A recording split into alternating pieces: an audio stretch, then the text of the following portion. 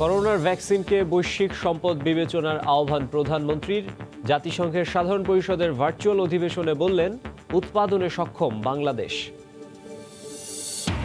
Saudi আরব যেতে শেষ মুহূর্তে মিলছে করোনা সনদ। হাতে নিয়েই ফ্লাইট ধরতে ছুটছেন বিমানবন্দরে। এখনও বিমানের টিকিট নিয়ে অনিশ্চয়তা। বেগম জিয়ার শারীরিক অবস্থার অবনতি হয়েছে। মানবিক বিবেচনায় বিদেশ যাওয়ার অনুমতি পাওয়ার আশা পরিবারের। সাক্ষাৎ শেষে জানালেন তার আইনজীবী। এবং ক্যাসিনো কাণ্ডের হোতা সম্রাটের বিরুদ্ধে প্রায় 200 কোটি টাকা পাচারের প্রমাণ। আরও অবৈধ অর্থের খোঁজে দুদক। অসুস্থতার অজুহাতে বিচার পেছানোর অভিযোগ।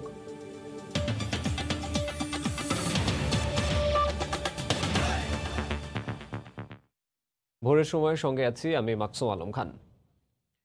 কোভিড-19-এর ভ্যাকসিনকে বৈশ্বিক সম্পদ বিবেচনা করে বিশ্বের সব দেশ যাতে এই টিকা সময় মতো এবং একই সঙ্গে পায় তা নিশ্চিত করার আহ্বান জানিয়েছেন প্রধানমন্ত্রী শেখ হাসিনা।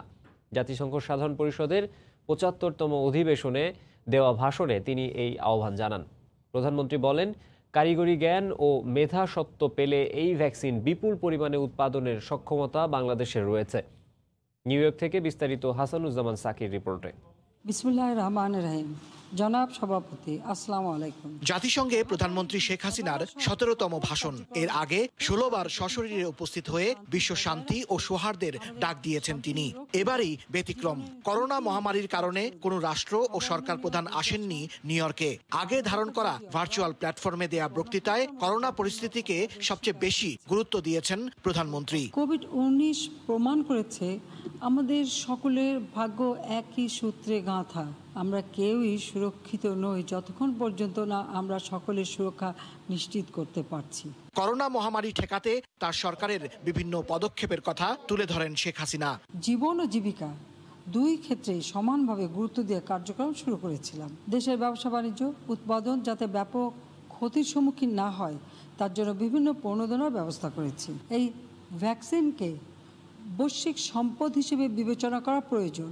সকল দেশ যাতে এই ভ্যাকসিন সময় মতো এবং একই সঙ্গে পায় তা নিশ্চিত করতে হবে। কারিগরি জ্ঞান ও মেধাসত্ত্ব প্রদান করা হলে এই ভ্যাকসিন বিপুল পরিমাণে উৎপাদনের সক্ষমতা বাংলাদেশে রয়েছে।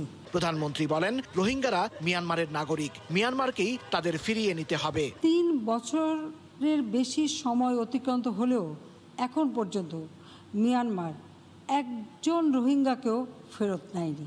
এই সমস্যা মিয়ানমারের সৃষ্টি এবং এর সমাধান মিয়ানমারকেই করতে হবে। আমি আন্তর্জাতিক সম্প্রদায়কে এ ব্যাপারে আরও কার্যকর ভূমিকা গ্রহণের অনুরোধ জানাচ্ছি। জাতিসংঘে বাংলাদেশের সদস্য লাভের পর 1974 সালে বঙ্গবন্ধুর দেয়া ভাষণের পদাঙ্ক অনুসরণ করে সবসময় বাংলায় ভাষণ দিয়ে আসছেন শেখ হাসিনা। বহুপাক্ষিকতাবাদের আদর্শ সমুন্নত রাখতে আমরা বদ্ধপরিকর। করোনা মহামারীর কারণে এবার জাতিসংঘের 75তম সাধারণ অধিবেশনে আসেননি কোনো দেশের রাষ্ট্র ও সরকার প্রধান। অধিবেশন বলা যায় নিরুত্তাপ। এর মধ্যেও উত্তাপ ছড়িয়েছে বিভিন্ন দেশের রাষ্ট্র এবং সরকার প্রধানদের বক্তব্য। আর এতে প্রধানমন্ত্রী শেখ হাসিনা শনিবার যে বক্তব্য দিয়েছেন তা নিয়ে বিশ্লেষকদের মধ্যে আলোচনা চলছে। তাদের মতে, রোহিঙ্গা সংকট, জলবায়ু সমস্যা ও করোনার ভ্যাকসিন প্রাপ্তি নিয়ে শেখ হাসিনা যে বক্তব্য দিয়েছেন তা বিশ্ব নেতৃবৃন্দের কাছে গুরুত্ব পাবে। হাসানুজ্জামান সাকি, সময় সংবাদ, জাতিসংঘ সদর দপ্তর, নিউ ইয়র্ক। টিকিট প্রাপ্তি এবং যাত্রার সময়ের মধ্যে কয়েক ঘন্টার ফারাকে করোনা নেগেটিভ সনদ নিতে ভোগান্তিতে পড়েছেন সৌদি প্রবাসী যাত্রীরা। যাত্রীদের অভিযোগ, ফ্লাইট চালুর মাত্র 2 থেকে 3 ঘন্টা আগে করোনার নমুনার সনদ পাওয়ায় যাত্রা বাতিল হওয়ার সংশয় রয়েছে তাদের। অন্যদিকে আইসোলেশন সেন্টার কর্তৃপক্ষ দায়ী করছে সৌদি এয়ারলাইন্সকে। মহাখালী করোনা আইসোলেশন সেন্টার থেকে বিমানবন্দরের দূরত্ব মাত্র 7.5 কিলোমিটার হলেও সৌদি প্রবাসী হেলাল আহমেদের জন্য তা তখন কয়েক হাজার মাইলের চেয়েও বেশি। বিকেল 5:30টায় হজরত শাহজালাল আন্তর্জাতিক বিমানবন্দর থেকে সৌদি এয়ারলাইন্সে যে ফ্লাইটটি ছেড়ে যায় জেদ্দার উদ্দেশ্যে, তিনি তার একজন যাত্রী। নমুনা দেওয়ার 29 ঘন্টা পর সৌদি যাত্রার মাত্র 3 ঘন্টা আগে দুপুর 2টায় করোনার নেগেটিভ সনদ হাতে পেয়ে তাই এভাবেই ছুটছেন হেলাল। মহাখালীতে ঢাকা উত্তর সিটি কর্পোরেশনের করোনা আইসোলেশন সেন্টারে এমন দৃশ্য প্রতি মুহূর্তের। বিদেশগামী যাত্রীদের অভিযোগ ছিল 24 ঘন্টা পার হলেও হাতে পাচ্ছেন না কাঙ্ক্ষিত কোভিড নেগেটিভ সনদ। আমারে বলছে যে 12টার সময় এয়ারপোর্টে থাকার জন্য। আমি এখনো এই জায়গায় টেস্টের জন্য আমি দাঁড়াই আছি 12:30 বাজে। আমি কখন এয়ারপোর্টে যাব? আজকে দুপুর 2টা বাজে টিকিট পাইছি। এখান থেকে কোনো টেস্ট করে এখন কয়েক ঘন্টা পরে রিপোর্ট দিব জানি না আমি। সৌদি এয়ারলাইন্স কর্তৃপক্ষের বিভ্রান্তিকর আশ্বাসে কয়েক ঘন্টা আগে এসে সনদ পাওয়া নিয়ে জটিলতা তৈরি হয় সিটি কর্পোরেশনের আইসোলেশন সেন্টারে, দাবি করেন যাত্রীরা। বলছে যে আপনি করোনা টেস্ট করে সকাল 7টায় এয়ারপোর্ট চলে যাবেন, ঠিক আছে? তখন আমি বললাম যে এত দ্রুত কেন যাবেন? বলে ওরা 3-4 ঘন্টার ভিতরে আপনাকে রিপোর্ট দিয়ে দিবে। তবে সনদ দিতে গিয়ে সৃষ্ট সংকটের জন্য আইসোলেশনের সিভিল সার্জন সরাসরি দায়ী করলেন সৌদি এয়ারলাইন্সকেই। বললেন করোনার নমুনা পরীক্ষার জন্য ন্যূনতম সময় দেওয়া হচ্ছে না তাদের। আমরা 24 ঘন্টা সময় যদি পাই স্যাম্পল দেওয়ার পরে তাহলে রিপোর্টটা দিতে পারতাম। 24 ঘন্টা সময় তারা আমাদের দিচ্ছে না। এ বিষয়ে বিভিন্ন মাধ্যমে এয়ারলাইন্স কর্তৃপক্ষের সঙ্গে কথা বলার চেষ্টা করেও ব্যর্থ হয় সময় সংবাদ। এই সংকট সমাধান না হলে যাত্রী হয়রানির পাশাপাশি বহির্বিশ্বে দেশের ভাবমূর্তি নষ্ট হওয়ারও আশঙ্কা করেন সংশ্লিষ্টরা। আহমেদ সালেহীন, সময় সংবাদ, ঢাকা। এদিকে নতুন করে বিমান ল্যান্ডিংয়ের অনুমতি না মেলায় জটিলতা কাটছে না সৌদি প্রবাসীদের। এখনও বিশেষ অনুমতিতে আটকে আছে বাংলাদেশ বিমানের সৌদি ফ্লাইট। 150 টিকিটের বিপরীতে কয়েক হাজার মানুষের ভিড়। অন্যদিকে একই অবস্থা সৌদি এয়ারলাইন্সের, এমনকি টোকেন দিতেও 3 দফা তারিখ পরিবর্তন করেছে কর্তৃপক্ষ। আর ল্যান্ডিং অনুমতি ছাড়া আর টিকিট দেওয়া সম্ভব নয় বলে জানিয়েছে বিমান কর্তৃপক্ষ।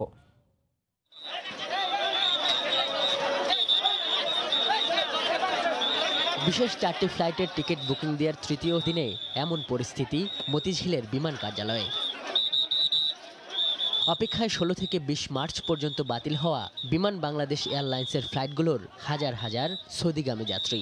যদিও এদিন বুকিংয়ের জন্য বাকি ছিল মাত্র 300 এর মতো টিকিট। বিচার ডেট বাড়াইছে বলছে, আসলে বাড়াই নাই।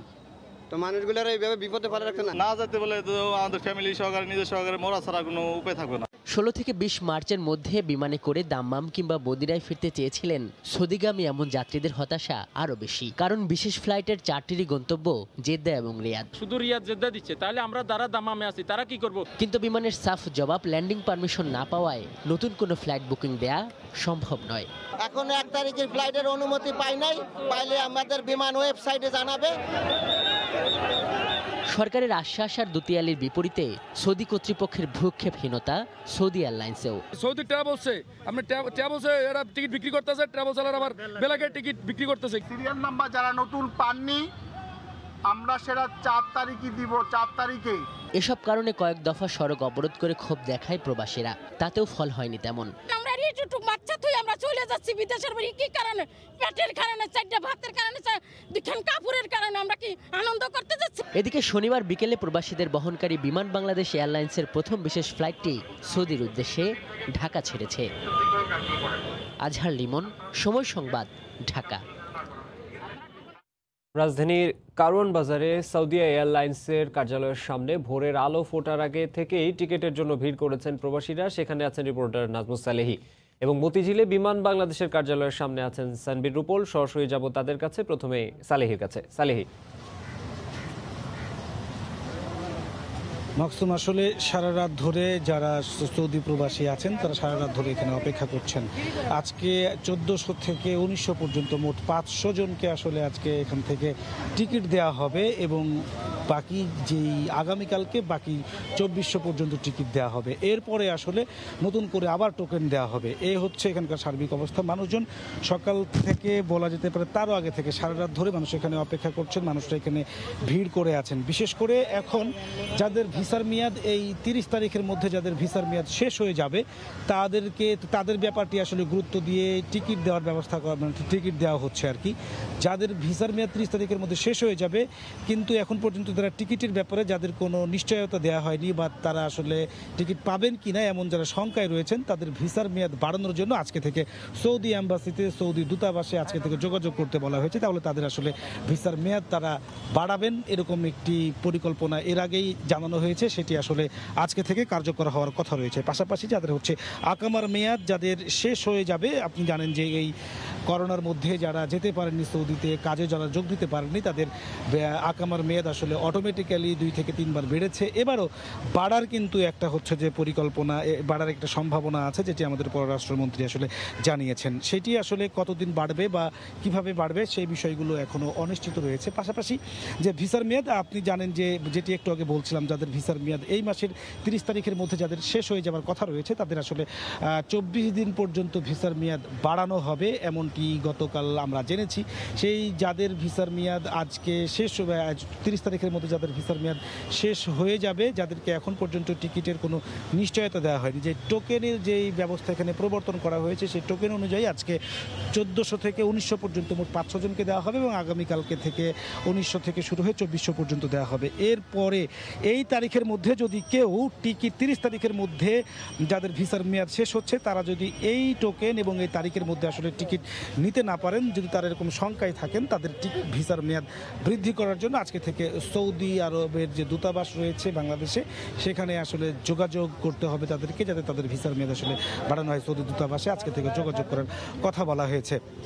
তো এখানে যারা আছেন, যারা বিশেষ করে যাদের টিকিট ভিসার মেয়াদ যাদের 30 তারিখের মধ্যে শেষ হয়ে যাবে, এমন মানুষের আসলে সংখ্যা এখানে বেশি, যার তারা আসলে অনেকটা উদ্বিগ্ন, তারা টিকিট পাবেন কিনা এবং হচ্ছে সেই টিকিট নিয়ে তারা আসলে কাজে যোগদান করতে পারবেন কিনা, এই ধরনের উদ্বেগ উৎকণ্ঠা নিয়ে তারা হচ্ছে এখানে অপেক্ষা করছেন। তবে তাদেরকে তারা যেটা বলছেন আসলে যে এবং শুধুমাত্র বাংলাদেশ এয়ারলাইন্স এবং সৌদি এয়ারলাইন্স ছাড়াও অন্য যে সমস্ত এয়ারলাইন, যেমন হচ্ছে এয়ার অ্যারোবিয়াতে যারা টিকিট কেটেছেন, তাদের ব্যাপারে আসলে কি সিদ্ধান্ত হবে তারা এখনও আসলে জানেন না। তা আমরা একটু আসলে কথা একটু বলতে চাই এখান থেকে কয়েকজন টিকিট প্রত্যাশীর সাথে। আপনি কি টিকিট নিতে এসেছেন নাকি টোকেন নিতে এসেছেন? টোকেন নিতে এসেছি। প্রায় এর আগে 3-4 বার আমি আসছি, কিন্তু টোকেন ওরা দিতেছে না। প্রায় বৃহস্পতিবার এসে গেছি, শুক্রবার আসছি, আজকে শনিবার, রোববার আজকে আসছি। প্রায় 4 দিনের মতো হয়ে গেছে। আপনার ভিসার মেয়াদ আর কতদিন আছে? কবে ভিসার মেয়াদ শেষ হবে? ভিসার মেয়াদ অলরেডি শেষ হয়ে গেছে, আগাম মোটামুটি শেষ হয়ে গেছে, কিন্তু আজকে থেকে ডেট বাড়ানোর কথা ছিল, তো হচ্ছে না। আমি পাইতেছি না, খুব ক্লান্তির মধ্যে আছি। ইভেন আমি এয়ারপোর্টের মধ্যে কয়েকদিন গেছি, ওরা আমাদের এই মানুষগুলো যারা আসলে এখানে দাঁড়িয়ে আছেন, সারা রাত ধরে আসলে তারা দাঁড়িয়ে আছেন টিকিটের জন্য। এখন পর্যন্ত টিকিট দেওয়া কেবল তো সকাল 6টা বাজে, আসলে সকাল 9:30টার পর টিকিট এখান থেকে আসলে টিকিট দেওয়া হবে। এর আগেই মানুষজন এসে দাঁড়িয়ে আছেন, যাদেরকে টোকেন দেওয়া হয়েছে সেই সিরিয়ালে, যারা 1400 থেকে 1900-র মধ্যে যারা আছেন, তাদেরকে আজকে টিকিট দেওয়া হবে। আমরা একটু আপনার সাথে কথা বলতে চাই, আপনি আসলে টিকিট নিতে আসছেন নাকি টোকেন নিতে আসছেন? স্যার, আমি প্রথম দিন টোকেন পাইছি, পাওয়ার পরে আমার 1509 নাম্বার সিরিয়াল, তো শুনলাম যে কালকে 1401 নাম্বার তুই দিছে, তা আজকে সেজন্য 1900 সাইনবোর্ডে লেখা আছে, সেজন্য আমি সকালবেলা টিকিটের জন্য আসছি। এবং কি আমার ভিসার মেয়াদ 30 তারিখ পর্যন্ত শেষ। যদি হয় আমি টিকিট এই তারিখের মধ্যে যদি পাওয়া যায় তাহলে আলহামদুলিল্লাহ, আর যদি না পাই যায় তাই তো এম্বাসিতে জান লাগলে এম্বাসি যাইতে হইব, যদি অন্য অটোমেটিক বাড়ে দেয় আলহামদুলিল্লাহ, তাও ভালো। সেজন্য আর কি আমি আসছি সকালবেলা, ভোর সকালে। আজকে 4-5 দিন ধরে ঘুরতেছি স্যার, এই প্রতিদিন আসি যে কবে টিকিট দিব।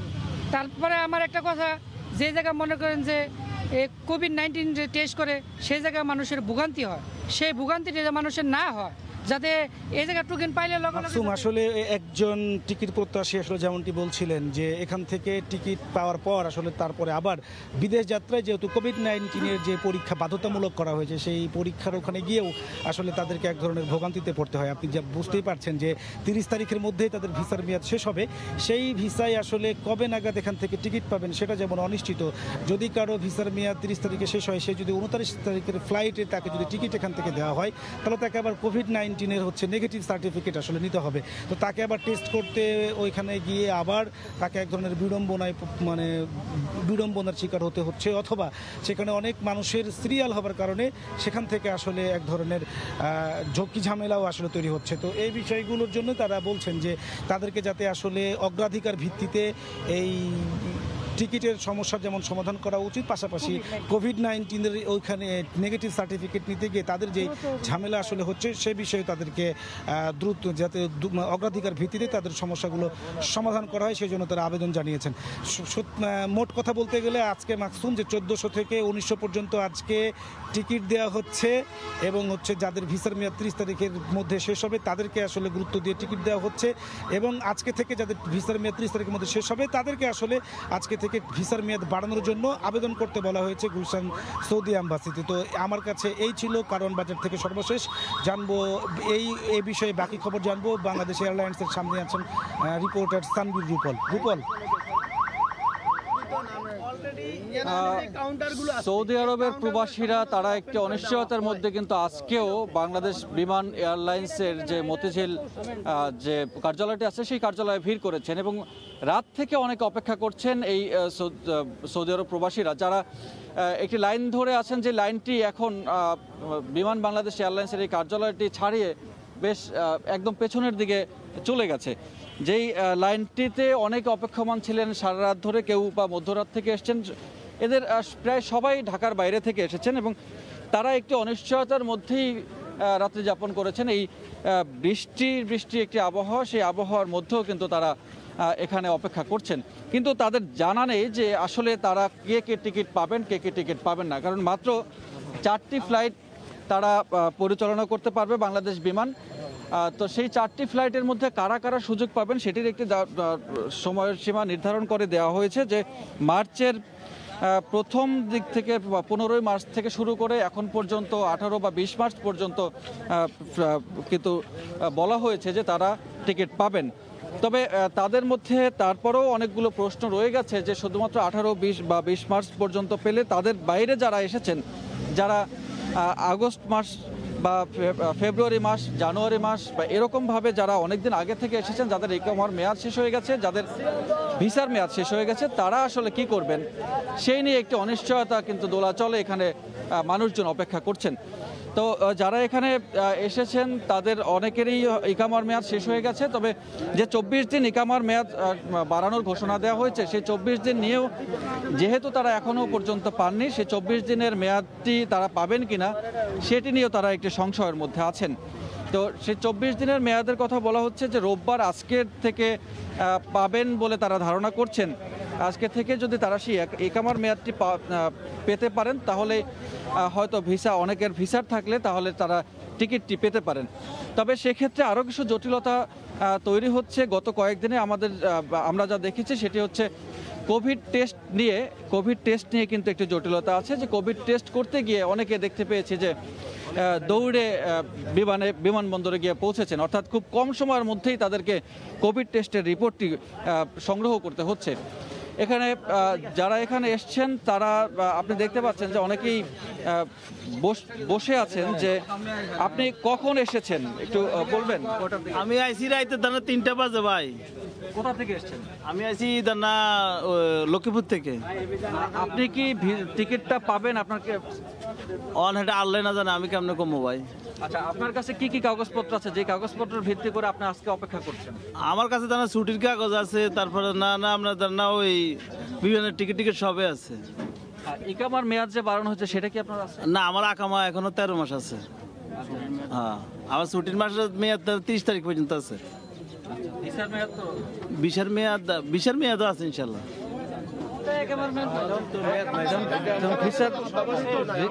ভিসার মেয়াদ, রিটার্ন টিকিট অনেকের আছে, কিন্তু অনেকের আবার ভিসার মেয়াদ নেই। সেটি নিয়ে একটি জটিলতা আছে। তবে তারা ভিসার মেয়াদ বাড়ানোর জন্য তারা কিন্তু এম্বাসিতে যোগাযোগ করবেন। এম্বাসিতে যোগাযোগ করলে তখন তারা ভিসার মেয়াদ বাড়িয়ে তখন তারা টিকিটের জন্য আবার আবেদন করতে পারবেন। তাহলে আরেকটি জটিলতা আছে, সেটি হচ্ছে কি আসলে বিমানের ল্যান্ডিং পারমিশন যেটি পাওয়ার কথা, এই 4টি ফ্লাইট কিন্তু বিশেষ ফ্লাইট। তারপরেও একটি আশ্বাস দেওয়া হয়েছে বা বলা হয়েছে যে অক্টোবরের 1 তারিখ থেকে পুরনো বাতিল ফ্লাইট যেগুলো আছে সেই বাতিল ফ্লাইটগুলো ধারাবাহিকভাবে চালু হলে তাহলে এই জটিলতা থাকবে না। তবে সেই জটিলতা কাটতে কতদিন সময় লাগবে সেটি কিন্তু আসলে বলা যাচ্ছে না। কারণ হচ্ছে সেই শুরু থেকে এই পর্যন্ত যে হাজার হাজার প্রবাসীরা এখানে এসেছেন তারা কিন্তু সবার যেমন ভিসার মেয়াদ নেই, তারা যেমন অনিশ্চয়তার মধ্যে আছেন, তেমনি আরও কিছু জটিলতার মধ্যেও কিন্তু পড়েছেন। যেমন আমরা একজন প্রবাসীর সাথে কথা বলতে চাই। আপনি কবে এসেছেন বা আপনার ভিসার মেয়াদ আছে কিনা? ভাই আমি মার্চ মাসের 6 তারিখে আসছি। আমি যাওয়ার কথা জুন 29 তারিখে। আমার একবার মেয়াদ আছে, কিন্তু আমার ছুটির মেয়াদ শেষ। ছুটির মেয়াদ আপনার 30 তারিখে শেষ হয়ে যাচ্ছে। এখন আমাদের বাংলাদেশ থেকে বলা হচ্ছে 24 দিন মেয়াদ বাড়াচ্ছে, কিন্তু আমরা এখনো সেটার সঠিক তথ্য পাইনি আমরা। সেই জন্য আমরা কিভাবে যাব সেটা জানার জন্য আজকে এখানে আসছি। আচ্ছা, সঠিক তথ্য পেতে আপনারা দেখছি যে অনেকেরই ভিসার মেয়াদ নেই, কিন্তু আসলে কি করা উচিত বলে আপনার মনে হয়? একটু অবস্থা যদি একটু আমার মনে হয় যে আমাদের কর্তৃপক্ষ যারা আছে, বাংলাদেশ এয়ারলাইন্সে যারা এখানে মন্ত্রী মহোদয় আছে, তাদের অবশ্যই ওইখানকার কর্মকর্তাদের সাথে আলাপ করে সমাধান করা প্রয়োজন আমি মনে করি। কেন যে সমস্যাটা ওনারা ছাড়া সমাধান করা সম্ভব না, আমরা তো মূল্যই দেবে না। এই জটিলতার আসলে অবসান কোথায় হবে সেটি আসলে তারা ঠিক বলতে পারছে না। তবে বাংলাদেশ সরকার এবং সৌদি সরকার তাদের একটি যৌথভাবে আলোচনার মাধ্যমে যাতে সমাধান হয় সেই প্রত্যাশাতে কিন্তু তারা যাচ্ছেন। তাহলে হয়তো তারা তাদের কর্মস্থানে ফিরতে পারবেন, আর কর্মস্থলে ফিরতে পারলে তারা তাদের রুটি রোজি নিয়ে অনিশ্চয়তায় ভোগাটা সেটির অন্তত মুক্তি পাবে। তো এখনও পর্যন্ত বাংলাদেশ বিমান এয়ারলাইন্সের বা মতিঝিল কার্যালয় থেকে এইটুকু ছিল সবশেষ খবর। সৌদি প্রবাসীদের ফ্লাইট এবং করোনা সনদ নিয়ে নানা জটিলতার সৃষ্টি হয়েছে। টোকেন এবং টিকিটের প্রত্যাশায় রাত থেকেই তারা বিভিন্ন এয়ারলাইন্সের সামনে অপেক্ষা করছেন। সেই খবর জানাচ্ছিলেন আমাদের সহকর্মী নাজমুস সালেহি এবং সানবীর রুপল। এদিকে কোভিড সনদ জটিলতায় আটকে গেছে 32 প্রবাসীর সৌদি যাত্রা। বেসরকারি হাসপাতাল থেকে করোনা নমুনা পরীক্ষা করায় গতকাল সন্ধ্যা 6:30টায় তাদেরকে ছাড়াই হজরত শাহজালাল আন্তর্জাতিক বিমানবন্দর থেকে রিয়াদের উদ্দেশ্যে উড়াল দেয় সৌদি এয়ারলাইন্সের একটি ফ্লাইট। এতে নতুন করে আরেক দফা জটিলতায় পড়েছে এসব প্রবাসীর সৌদি যাত্রা। পরে সৌদি এয়ারলাইন্সের তত্ত্বাবধানে কোভিড পরীক্ষার ব্যবস্থা করাতে তাদের হোটেল সোনারগাঁওয়ে নিয়ে যাওয়া হয়। বিদেশ যাত্রীদের জন্য সরকার নির্ধারিত মহাখালী ডিএনসিসি মার্কেট আইসোলেশন সেন্টারে নমুনা পরীক্ষা না করে বেসরকারি পরীক্ষা কেন্দ্র থেকে সনদ নেয়ার জন্য সৌদি এয়ারলাইন্সের উপর দায় চাপান ভুক্তভোগীরা। তারা বলেন, সৌদি এয়ারলাইন্স বিদেশ যাত্রার ক্ষেত্রে বেসরকারি কেন্দ্র থেকেও পরীক্ষা করালেও তা গ্রহণ করা হবে বলে নিশ্চিত করেছিল। এই বিষয়ে সৌদি এয়ারলাইন্সের সেলস ম্যানেজারের সঙ্গে যোগাযোগের চেষ্টা করা হলে মোবাইল মেসেজে তিনি একটি বৈঠকে থাকার কথা জানান।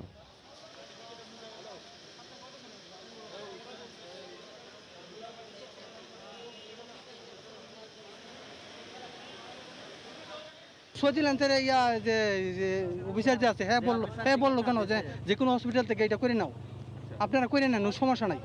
তা আমরা তো যে কোনো হসপিটাল থেকে করে নিচ্ছি, তার জন্য আমাদের দোষীটা শুধু সরকার এটা এলাও করছে। তাহলে কালকে আমাদের কেন এই কথাটা বলা হলো, কেন পরামর্শটা দেওয়া হলো? দায়টা তো সৌদি এয়ারলাইন্স, সবকিছু অনিশ্চিত, কোনো কিছু বলতে পারে না। টিকিট পয়সা লাগে বা কবে ফ্লাইট দিব, কি করবো না করবো আমরা এখনো নিশ্চিত বলতে পারি না। কি উপায় করুন বাবা, টাকা পয়সা নাই বাজানো, আমার পুরা রাত মাস ধরে বইয়া খাইতেছে দিন করে। অন্য প্রসঙ্গ, বেগম খালেদা জিয়ার শারীরিক অবস্থার আরও অবনতি হয়েছে। তিনি নিজে খেতে পারছেন না। করোনা পরিস্থিতিতে দেশে স্বাভাবিক চিকিৎসা করা সম্ভব হচ্ছে না। গতরাতে বিএনপি চেয়ারপারসনের সঙ্গে সাক্ষাৎ শেষে একথা জানিয়েছেন তার আইনজীবী ব্যারিস্টার মাহবুব উদ্দিন খোকন। তিনি আরও জানান, মানবিক দিক বিবেচনায় সরকার বেগম জিয়াকে বিদেশ যাওয়ার অনুমতি দেবে বলে আশাবাদী তার পরিবার।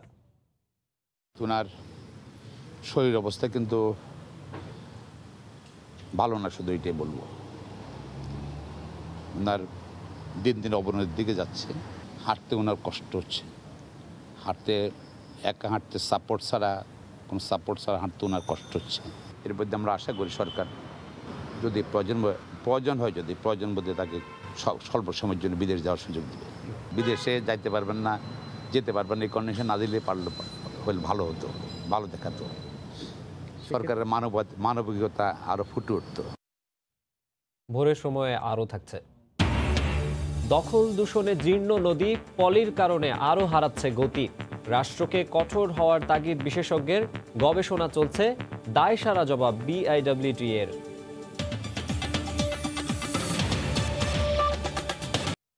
যুবলীগের বহিষ্কৃত নেতা সম্রাটের বিরুদ্ধে সিঙ্গাপুর ও মালয়েশিয়ায় 195 কোটি টাকা পাচারের প্রমাণ পেয়েছে সিআইডি। সম্রাটের আরও অবৈধ অর্থের খোঁজে অনুসন্ধান চালাচ্ছে সংস্থাটি। এদিকে বারবার অসুস্থতার কথা বলে সম্রাট বিচার প্রক্রিয়া বিলম্বিত করছে বলে অভিযোগ রাষ্ট্রপক্ষের। তবে আসামির আইনজীবীর দাবি, জীবন মৃত্যুর সঙ্গে পাঞ্জা লড়ছেন সম্রাট। ইকরাম হুসাইনের রিপোর্ট। রাজনীতির মাঠে আলোচিত সমালোচিত ক্যাসিনো কাণ্ডে উন্মোচিত হয় মুখোশ, বেরিয়ে আসে থলের বিড়াল। বিশাল সাম্রাজ্যে আইন শৃঙ্খলা বাহিনীর হানা, আইনের হাতে বন্দী সম্রাট। মাথার উপর বেশ কয়েকটি মামলা, অস্ত্র, মাদক, মানি লন্ডারিংয়ের বহু অভিযোগ। গ্রেফতারের পর বেশিরভাগ সময় কাটিয়েছেন হাসপাতালে, এখনও আছেন চিকিৎসাধীন। রাষ্ট্রপক্ষের অভিযোগ, বারবার অসুস্থতার কথা বলে বিচার প্রক্রিয়া বিলম্বিত করছেন সম্রাট। যদিও আসামি পক্ষের আইনজীবী বলছেন ইসমাইল চৌধুরী গুরুতর অসুস্থ। যেহেতু আদালতে যাচ্ছে না যাওয়ার কারণে তো বিচার শুরু হচ্ছে না, আসামির উপস্থিতি থাকা দরকার। এক্ষেত্রে সেটা হচ্ছে না। হাসপাতাল কর্তৃপক্ষ তারাই ভালো বলতে পারবে, এবং তারা সেভাবে যদি আদালতে কোনো মেডিকেল রিপোর্ট যদি পাঠায় যে তার এই সমস্যা, তাহলে সেটা আদালত বিবেচনা করবে। কিন্তু যদি বিনা কারণে যদি হাসপাতালে থাকে বা যদি সুস্থ অবস্থায় হাসপাতালে থাকে, তাহলে তো এটা ন্যায়সঙ্গত না। যেহেতু আমার ক্লায়েন্ট প্রচন্ড অসুস্থ, জীবন মৃত্যুর সাথে সে লড়াই করতেছে। একটা মানুষ মৃত্যু সজ্জায়, আর রাষ্ট্রপক্ষ কি বলতেছে সেটা তো রাষ্ট্রপক্ষ বলতে পারবে। এদিকে একের পর এক সম্রাটের অবৈধ অর্থের খোঁজ মিলছে। এই মাসের 13 তারিখ মানি লন্ডারিং প্রতিরোধ আইনে সম্রাটের বিরুদ্ধে আরও একটি মামলা করে পুলিশের অপরাধ তদন্ত বিভাগ। প্রাথমিকভাবে সিঙ্গাপুর ও মালয়েশিয়ায় 195 কোটি টাকা পাচারের তথ্য প্রমাণ পাওয়ার দাবি সিআইডির। আমরা যখন ইনকোয়ারি করি, আমরা সেখানে দেখেছি আমরা 195 কোটি টাকা পাচারের এভিডেন্স আমরা প্রাথমিকভাবে পেয়েছি। ইনভেস্টিগেশন পর্যায়ে তখন আমরা যদি কিছু আসে, তখন আমরা বুঝতে পারবো বা এটাকে আমরা করতে পারবো। ইতিমধ্যে 14টা ব্যাংকে থেকে 1,12,00,000 টাকা ফ্রিজ করা হয়েছে। অস্ত্র ও মাদক মামলায় সম্রাটের বিরুদ্ধে অভিযোগপত্র দেয়া হয়েছে। পুলিশ সেন্টারে যে মামলা আছে। ইকরাম হুসাইন, সময় সংবাদ, ঢাকা। ভোরের সময় আরও থাকছে। বিনোদন অবকাঠামোর ঘাটতিতে পিছিয়ে যাচ্ছে কক্সবাজারের পর্যটন। অপরিকল্পিত হোটেল, রিসোর্ট উল্টো নষ্ট করছে প্রকৃতি।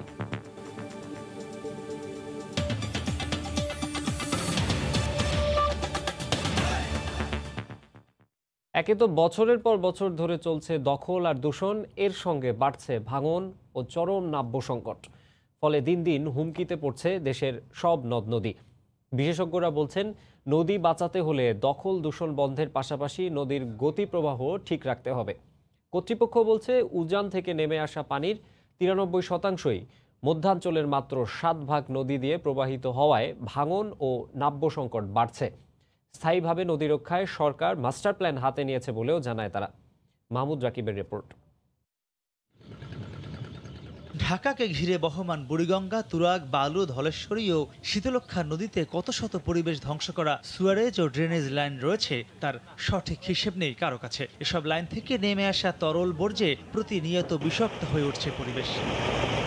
দূষণের পাশাপাশি দেশব্যাপী স্থানীয় প্রভাবশালীরা প্রতিনিয়ত দখল করছে নদীর জায়গা। ফলে দিন দিন শুরু হয়ে যাচ্ছে প্রশস্ত নদীগুলো। এর সঙ্গে পাল্লা দিয়ে বিরূপ আচরণ করছে প্রকৃতিও। উজান থেকে নেমে আসা পানির ঢলে ভাঙনের পাশাপাশি পলি পড়ে গতি প্রকৃতি হারাচ্ছে মধ্যাঞ্চল ও নিম্নাঞ্চলের নদ নদী। জলবায়ু বিশেষজ্ঞ আইনুন নিশাত বলছেন, নদীর মালিক রাষ্ট্র কঠোর না হওয়াতেই খেসারতের পরিমাণ বাড়ছে। প্রথম কথা হচ্ছে, দূষণটা তো আর নদী নিজে করে না, প্রকৃতি করে না, এটা মানুষ করে। ঢাকা শহরে লিকুইড বর্জ্য, তরল বর্জ্য এবং সলিড বর্জ্য সবই ফেলা হয়। চর পড়বে, নদীর পার ভাঙবে, নদী গতিপথ একটু নড়াচড়া করবে। এটা অ্যালুভিয়াল রিভারের ক্ষেত্রে খুবই স্বাভাবিক। রাষ্ট্র নদী রক্ষণাবেক্ষণে তো তেমন কিছু করে না। নদীগুলোকে উন্নতি করার নামে হাজার হাজার কোটি টাকা দিয়ে ড্রেজিং করা হচ্ছে। এটা টেকসই সলিউশন না। টেকসইটা হচ্ছে এটার সাথে নদী শাসন করতে হবে।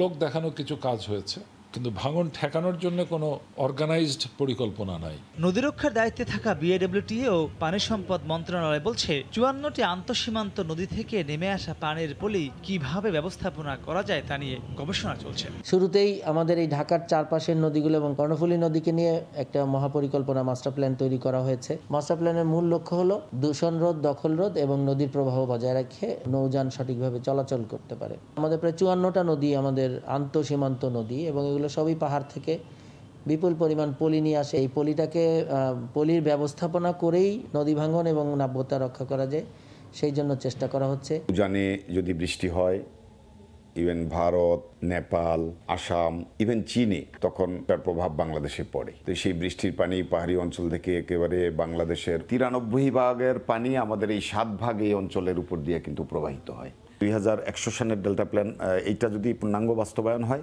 তাহলে এই বাংলাদেশের মানুষ এগুলোর হাত থেকে স্থায়ীভাবে রক্ষা পাবে। তবে সচেতনতা ও সামাজিক আন্দোলন ছাড়া স্থায়ীভাবে নদী রক্ষা সম্ভব নয় বলেও মনে করেন তারা। মাহমুদ রাকিব, সময় সংবাদ, ঢাকা। দখল এবং দূষণের পাশাপাশি অপরিকল্পিত খননের কবলে পড়ে মাত্র 2 দশকে অর্ধেকের বেশি ভরাট হয়ে গেছে দেশের অর্থনীতির প্রাণপ্রবাহ চট্টগ্রামের কর্ণফুলী নদী। শাহ আমানত সেতু পয়েন্টে 886 মিটারের স্থলে নদী এখন অর্ধেকে নেমে এসেছে। এর ফলে নাব্য হারিয়ে চট্টগ্রাম বন্দর চরম ঝুঁকির মধ্যে। শাখাউত টিপুর ক্যামেরায় বিস্তারিত জানাচ্ছেন কমল দে। সরকারি বিভিন্ন সংস্থার রশি টানাটানিতে নিজের অস্তিত্ব নিয়েই এখন সংখ্যায় খরস্রোতা কর্ণফুলী নদী। ভরাট হতে হতে জোয়ার ভাটার এই নদী সংকুচিত হয়ে পড়েছে। সাম্প্রতিক এক জরিপে দেখা গেছে বিভিন্ন পয়েন্টে এই নদীর প্রস্থ অর্ধেকে নেমে এসেছে। ফলে নদীর দক্ষিণ অংশে তীব্র স্রোতের সৃষ্টি হয়। ঝুঁকির মধ্যে পড়েছে শাহ আমানত সেতু। আমরা যেখানে দাঁড়িয়ে আছি এটা কিন্তু কর্ণফুলীর তীর নয়, আমাদের এখান থেকে আরো 150 মিটার দূরে ওটা হচ্ছে কর্ণফুলীর সীমানা। তার মানে এটা বন্দর সীমানা নির্ধারণ করে দিয়েছে 100 ফুট ভিতরে এসে।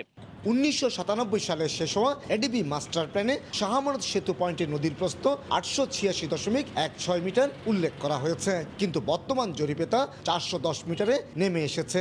কিভাবে? রাজাখালী খাল পয়েন্টে 898 মিটারের পরিবর্তে 461 মিটার, চাকতাখাল পয়েন্টে 938 মিটারের স্থলে বর্তমানে মাত্র 436 মিটার প্রস্থ। চর জেগেছে, কর্ণফুলী নদীতে এনক্রোচমেন্ট হচ্ছে এবং এনক্রোচমেন্টের মধ্যে বন্দর কর্তৃপক্ষ নিজেও জড়িত। এটি যদি চলতে থাকে তাহলে ডাউন স্ট্রিমে এসে আমার ব্রিজ হুমকির মুখে পড়তে পারে। নদীর নাব্য রক্ষায় গত 1 বছর ধরে কয়েকটি পয়েন্টে ড্রেজিংয়ের কাজ করছে চট্টগ্রাম বন্দর কর্তৃপক্ষ, কিন্তু খননের পরও বাড়ছে না প্রস্থ। নাব্য সংকট সত্ত্বেও চট্টগ্রাম বন্দর নদীর 1,73,000 বর্গফুট জায়গা লিজ দিয়েছে বলে অভিযোগ বিশেষজ্ঞদের। দায়িত্বশীল কর্তৃপক্ষরা কিন্তু এখানে দায়িত্বহীনতার, নির্লিপ্ততার, অপেশাদারিত্বের পরিচয় দিচ্ছে চরমভাবে, পরমভাবে, এবং এটা কোনোভাবেই গ্রহণযোগ্য নয়। এদিকে কর্ণফুলী নদীর দুতীরে 2112টি অবৈধ স্থাপনা চিহ্নিত করেছিল জেলা প্রশাসন। এসব স্থাপনা উচ্ছেদে সুস্পষ্ট নির্দেশনা রয়েছে উচ্চ আদালতের, কিন্তু রহস্যজনক কারণে উচ্ছেদ অভিযান বর্তমানে বন্ধ রয়েছে। লুসাই পাহাড় থেকে নেমে আসা কর্ণফুলী নদীর তীরে গড়ে উঠেছে দেশের প্রধানতম এই সমুদ্র বন্দর। কর্ণফুলী নদীর কোনো সমস্যা হলে ক্ষতিগ্রস্ত হবে এই চট্টগ্রাম বন্দর, আর তাই এ বন্দরকে সচল রাখার জন্য প্রয়োজন হয়ে পড়েছে কর্ণফুলীকে বাঁচিয়ে রাখা। কর্ণফুলী নদী থেকে কমল দে, সময় সংবাদ। পাটুরিয়া দৌলতদিয়ায় নৌ রুটে যাত্রী পারাপারের খবর জানাতে পাটুরিয়া ঘাট এলাকায় আছেন রিপোর্টার ইউসুফ আলী। সরাসরি যাচ্ছি তার কাছে। ইউসুফ। মাকসুম, পাটুরিয়া দৌলতদিয়া রুটের পাটুরিয়া ঘাট এলাকায় কিন্তু এই মুহূর্তে আসলে এটা যানবাহনের দীর্ঘ একটি লাইন রয়েছে। তবে এই সারিটা হচ্ছে আসলে এটা পণ্যবাহী ট্রাকের সারি রয়েছে। তো পাটুরিয়া দৌলতদিয়া রুটে এই মুহূর্তে কিন্তু কমপক্ষে এটা 8 শতাধিক ছোট বড় পণ্যবাহী ট্রাক কিন্তু পারের অপেক্ষায় রয়েছে। তবে অ্যাম্বুলেন্স, যে ছোট গাড়ি, এগুলোকে একটু অগ্রাধিকার দেওয়া হচ্ছে। সেক্ষেত্রে সবচেয়ে বেশি কিন্তু জমে যাচ্ছে পণ্যবাহী ট্রাক। তো অন্যদিকে পাটুরিয়া দৌলতদিয়া রুটে গত বৃহস্পতিবার সন্ধ্যায় যে আসলে 1 নং ঘাট, পাটুরিয়ার যে 4টি ঘাট রয়েছে তার 1 নং ঘাট যে বন্ধ রয়েছে এখনও কিন্তু সেটা চালু হয়নি, যার জন্য কিন্তু এই ট্রাকগুলোটা আসলে বেশি জমে যাচ্ছে। আর পাটুরিয়া দৌলতদিয়া রুটে মোট 17টি ফেরি রয়েছে। ঘাট কর্তৃপক্ষ আমাকে এটা জানিয়েছে আসলে 17টি ফেরি এই মুহূর্তে চলাচল করছে। চমৎকার রৌদ্র রয়েছে এই মুহূর্তে এবং সেক্ষেত্রে কিন্তু ঘাটের গতিও একটু বেড়েছে। এটা আসলে পাটুরিয়া দৌলতদিয়া রুটে এই মুহূর্তে কিন্তু এটা যে যানবাহনগুলো রয়েছে সেই যানবাহনগুলোকে গতি আনার জন্য যে স্কেল এবং কি পারাপারের জন্য টিকিট সব কিছু কিন্তু এটা আসলে চলছে। এটা কিন্তু সেই ক্ষেত্রে কিন্তু এটা আসলে পাটুরিয়া দৌলতদিয়া আসলে কয়েক কয়েকদিনের যে জটলা, সেই ক্ষেত্রে কিন্তু এখনও সেই জটটা রয়ে গিয়েছে। তবে সব কিছু মিলিয়ে ঘাট কর্তৃপক্ষ বিআইডব্লিউটিএটিসি যদি সবসময় সচেতন থাকে তাহলে কিন্তু এই জট কমানো সম্ভব। অন্যদিকে পাটুরিয়া দৌলতদিয়া রোডের যে 4টি ঘাটের 1 নং ঘাট এখনও বন্ধ রয়েছে, আজ 3 দিন ধরে, সেটা কিন্তু আসলে একদম মন্থর গতিতে কিন্তু সেটা আসলে কাজটি চলছে। সেটা কিন্তু ঘাট কর্তৃপক্ষ বলছে আজকে নাগাদ সেই ঘাটটি চালু হলে আরও গতি বৃদ্ধি পাবে। তবে সেই ক্ষেত্রে পাটুরিয়া দৌলতদিয়া পাটুরিয়ার যে 1 নম্বর ঘাটের যে 2 নম্বর পল্টনটি ক্ষতিগ্রস্ত হয়েছে, সেই ক্ষতিগ্রস্তর 1 নম্বর কারণ কিন্তু আসলে ভারী যানবাহনটা উঠতে গিয়ে কিন্তু সেইখানে ক্ষতির সম্মুখীন হয়েছে এবং বেশি লোড নিয়ে যে যানবাহনগুলো আসে সেই যানবাহনগুলোতে। অন্যদিকে কিন্তু পাটুরিয়া দৌলতদিয়ার পাটুরিয়া ঘাট এলাকায় যেটা শ্রমিক রয়েছে, ব্যবসায়ী রয়েছে, তাদের জন্য যে আসলে বিশ্রামাগার, অর্থাৎ রাতের দিকে যারা যে আসলে বিশ্রামাগার করে দেওয়ার সরকারের পক্ষ থেকে একটা প্রতিশ্রুতি দেওয়া হয়েছিল, কিন্তু সেই বিশ্রামাগার কিন্তু এখন পর্যন্ত কিন্তু সেটা সম্ভব হয়নি, যার কারণে কিন্তু অনেক সময় এটা গাড়িতে আসলে ঘাট এলাকায় তাদের কিন্তু বিশ্রামের সমস্যা হয়।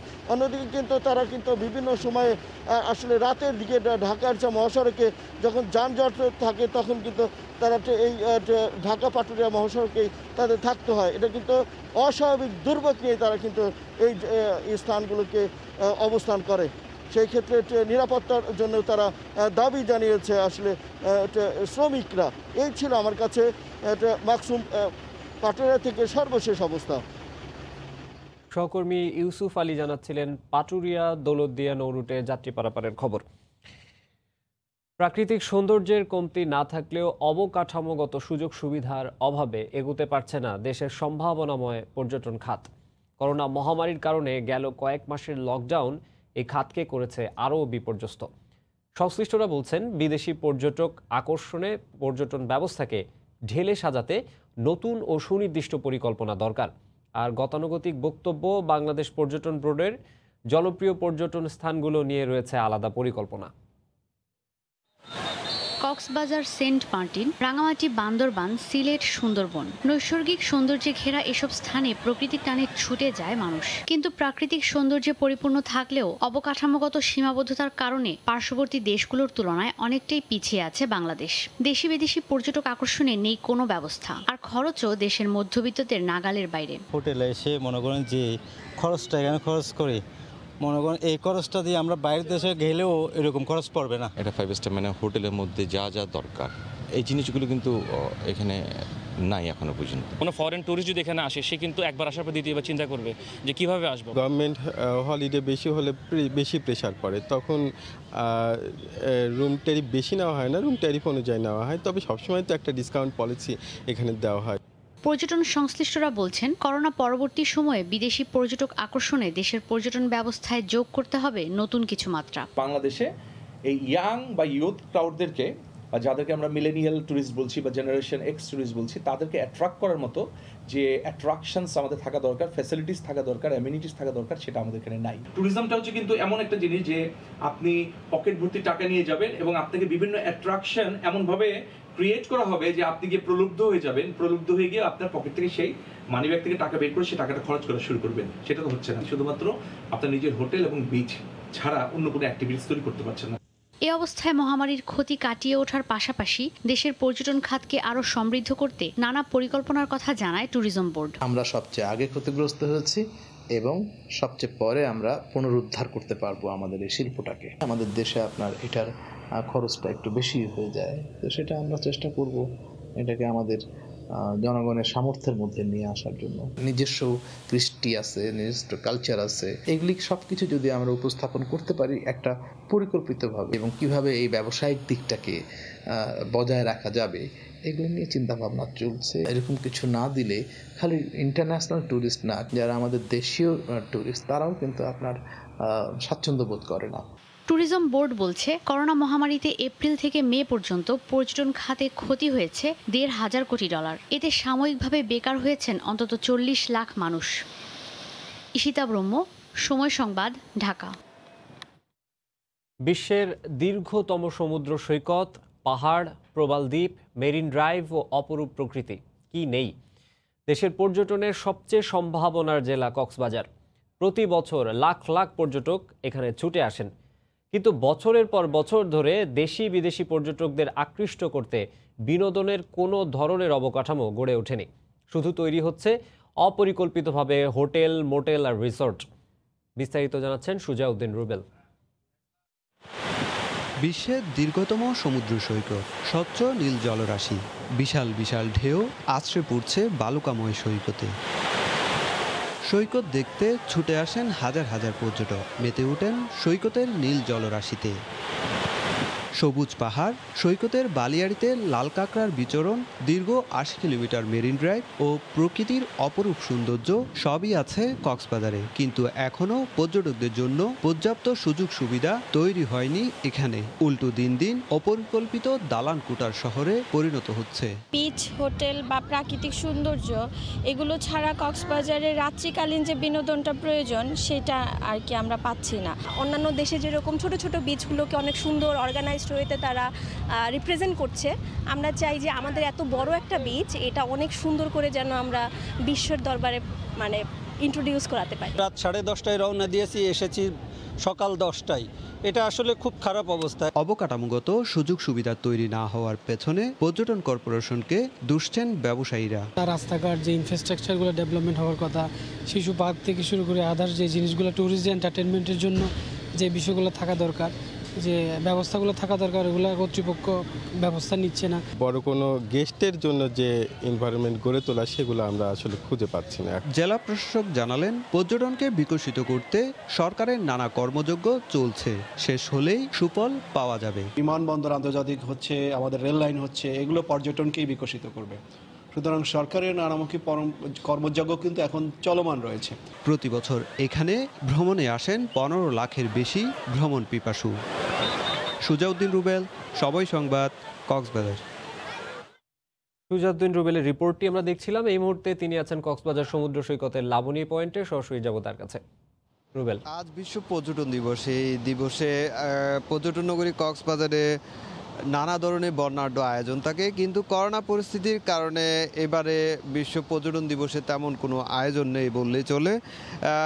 আমরা গতকাল এবং আজ সকাল থেকে বিভিন্ন জায়গায় যারা পর্যটক কক্সবাজারে এসেছেন তাদের সাথে কথা বলেছিলাম। তারা যে বিষয়টি বারবার বলছে, পর্যটন নগরী তারা প্রতি বছর ভ্রমণে আসেন আনন্দ আর নানা ধরনের প্রিয়জনের সাথে প্রিয় মুহূর্তগুলো কাটানোর জন্য, কিন্তু এখানে এসে তারা শুধু সমুদ্র সৈকত আর দালান কোটা ছাড়া তেমন কিছু বিনোদনের ব্যবস্থা নেই বলে আমাদেরকে জানিয়েছেন বেশ কয়েকজন পর্যটক। বলেছেন যে কক্সবাজার সমুদ্র সৈকতে তারা আসেন, ছুটে আসেন, কিন্তু নানা ধরনের অবকাঠামোগত সমস্যা রয়েছে, যেমন রাস্তাঘাটের একটি সমস্যা রয়েছে। তারা রাতে যখন ঢাকা থেকে 9টার দিকে উঠলে সকাল 10টার দিকে দীর্ঘ সময় তারা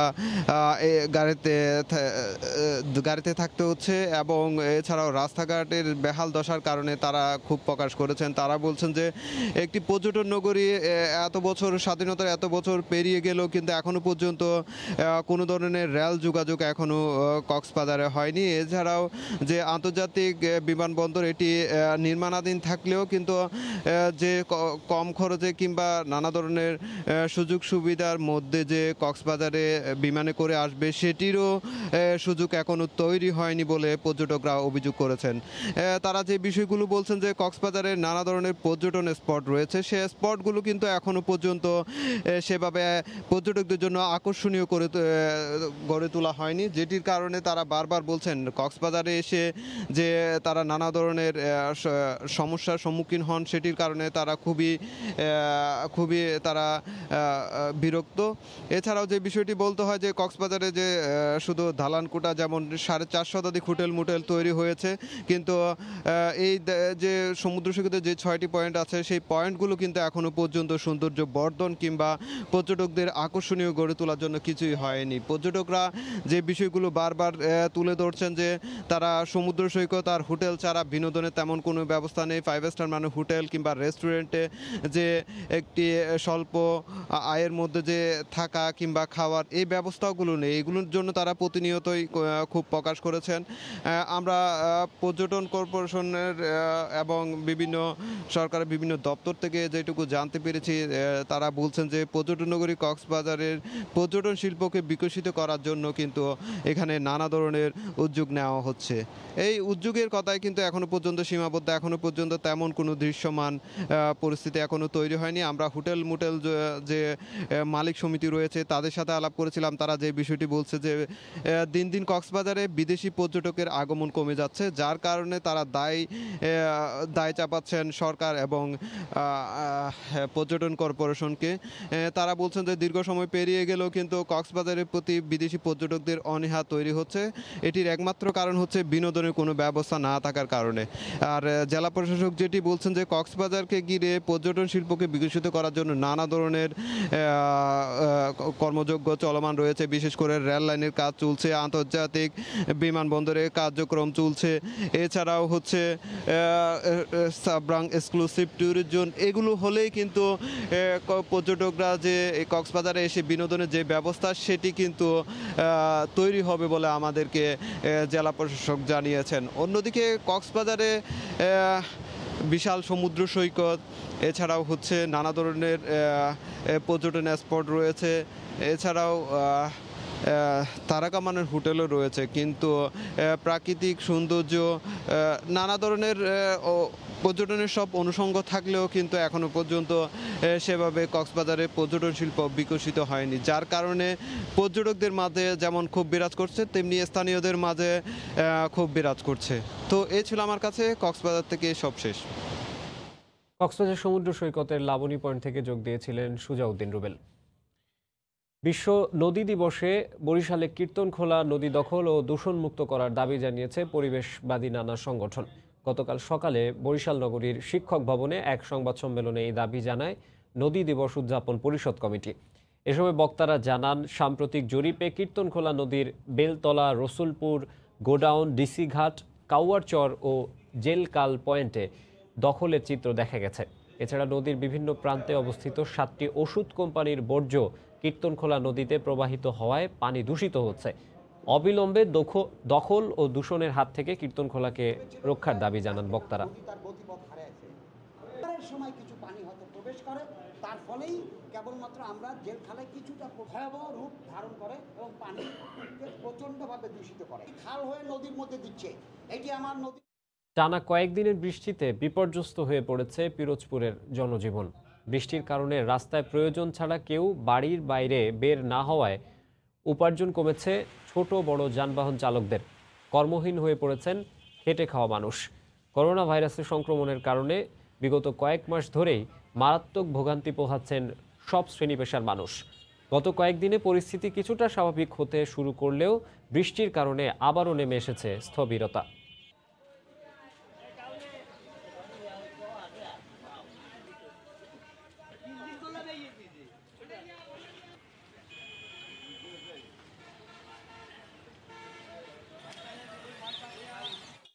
ভোরের সময়ে আরও থাকছে।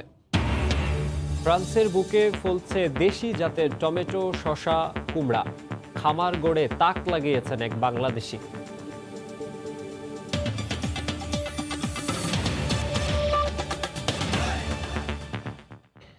টাঙ্গাইলে বঙ্গবন্ধু সেতুর দ্বিতীয় রক্ষা গাইড বাঁধ ধসে বেশ কয়েকটি বসতবাড়ি ও স্থাপনা নদীতে বিলীন হয়েছে। এই মুহূর্তে সেখানে আছেন সহকর্মী কাদির তালুকদার। সরাসরি যাচ্ছি তার কাছে। কাদির, মাকসুম, ধন্যবাদ। আপনি জানেন যে এই যে টাঙ্গাইলের যে বন্যা পরিস্থিতির পরেই বন্যার পানি কমে যাওয়ার সাথে করে ভাঙন দেখা দিয়েছে। একবার নদীর যখন পানি বৃদ্ধি পাচ্ছে তখন যেমন ভাঙন শুরু হয়, আবার যখন কমতে শুরু করে নদীর পানি তখন আবারও ভাঙতে শুরু করে। আসলে এই যে গতকাল রাতেও আমরা দেখেছি যে টাঙ্গাইলের কালিহাতী উপজেলার যে জায়গাটিতে আমি দাঁড়িয়ে রয়েছি সে জায়গাটির নাম হচ্ছে বেলটিয়া এলাকা। সে এলাকায় একেবারেই রাতের আধারে চোরাগুপ্তার মতো হামলা চালানোর মতো করে হামলা চালিয়ে একেবারেই মানে টাঙ্গাইলের যে বঙ্গবন্ধু সেতু রয়েছে সেই সেতু রক্ষা দ্বিতীয় বাঁধের বেশ কিছু এলাকা একদম ধসে গিয়ে একেবারে পাকা কয়েকটি বাড়ি এবং কয়েকটি স্থাপনা ভেঙে চুরমার হয়ে ভেঙে গেছে। এই যে মাত্র 5 থেকে 6 মাস পূর্বে যে গাইড বাঁধটি নির্মাণ করেছিল বিবিএ কর্তৃপক্ষ, সেই বিবিএ কর্তৃপক্ষের গাইড বাঁধটিও ভেঙে কিন্তু একেবারেই চুরমার হয়ে ঘরবাড়ি পর্যন্ত ভেঙে গিয়েছে। তা আমরা এই যে এখানকার যে স্থানীয় লোকজন রয়েছে আমরা তাদের সাথে কথা বলে যেটি জানতে পেরেছি সেটি হচ্ছে দীর্ঘদিন যাবৎ এই যে ভাঙন সেটা কিন্তু অব্যাহত রয়েছে। বিশেষ করে টাঙ্গাইলের কালিহাতী, টাঙ্গাইলের ভুয়াপুর এবং টাঙ্গাইল সদর উপজেলার বেশ কয়েকটি এলাকায় ব্যাপকভাবে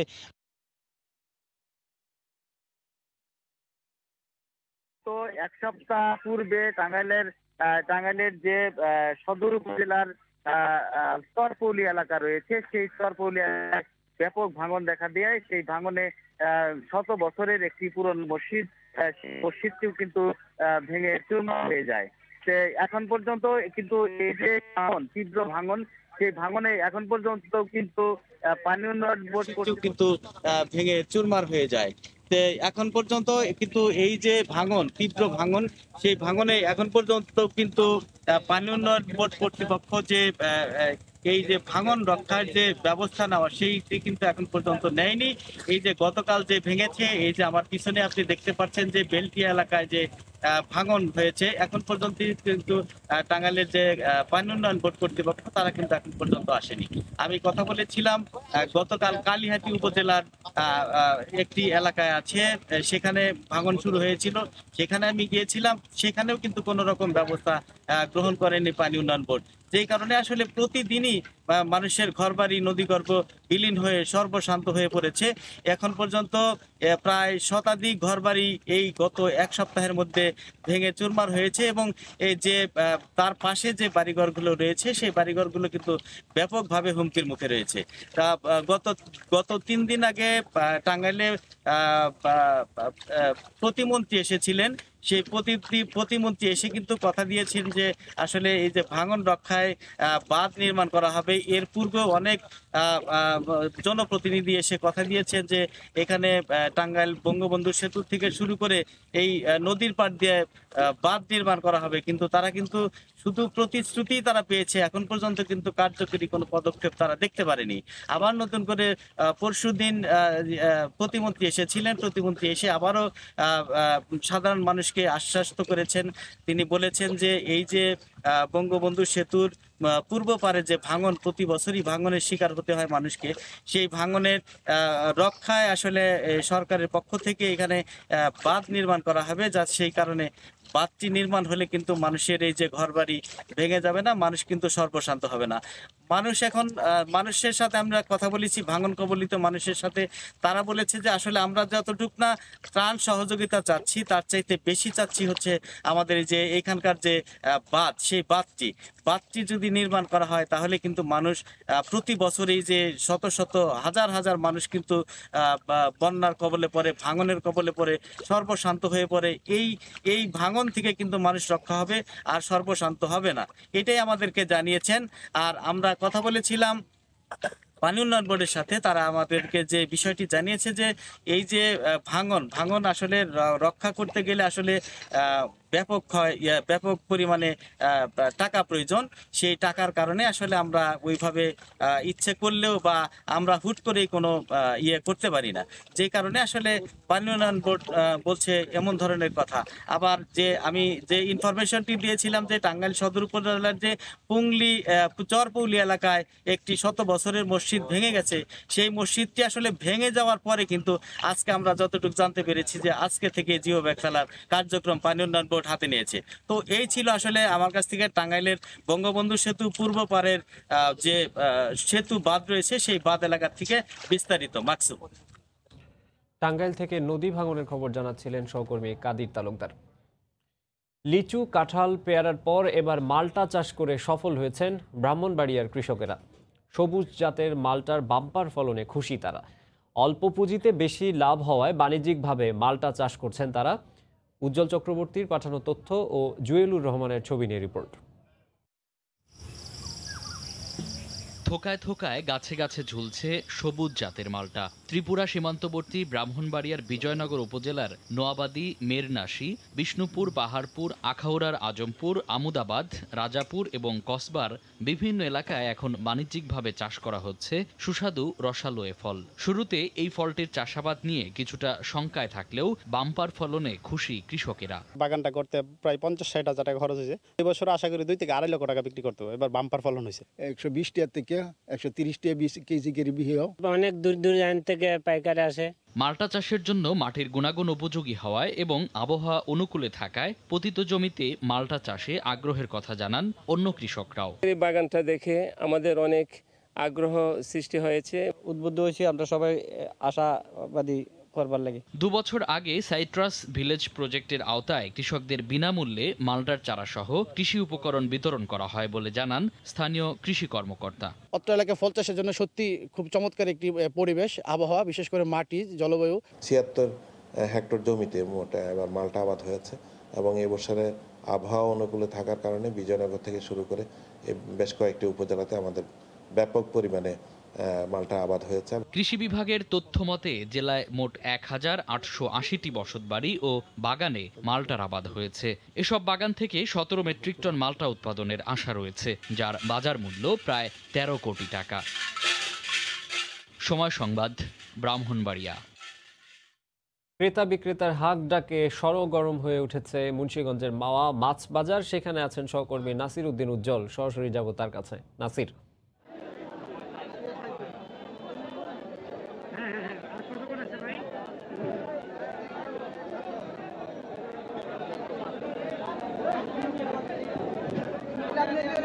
একেবারে পারে এই মৎস্য আড়তটি এবং এখানে 29টি পাইকারি আড়ত আছে, যে আড়ত থেকে এই কোটি কোটি টাকার যে বেচা কিনা এখানে হয়। এছাড়াও কিন্তু 150টি এরকম দোকান রয়েছে যারা এখানে যে মাওয়া মাছ বাজার, এখানে কিন্তু প্রতিদিন এই যে আজানের পর থেকে আলো ফোটার আগ থেকে কিন্তু এখানে মাছের বেচা কেনা শুরু হয়ে যায়।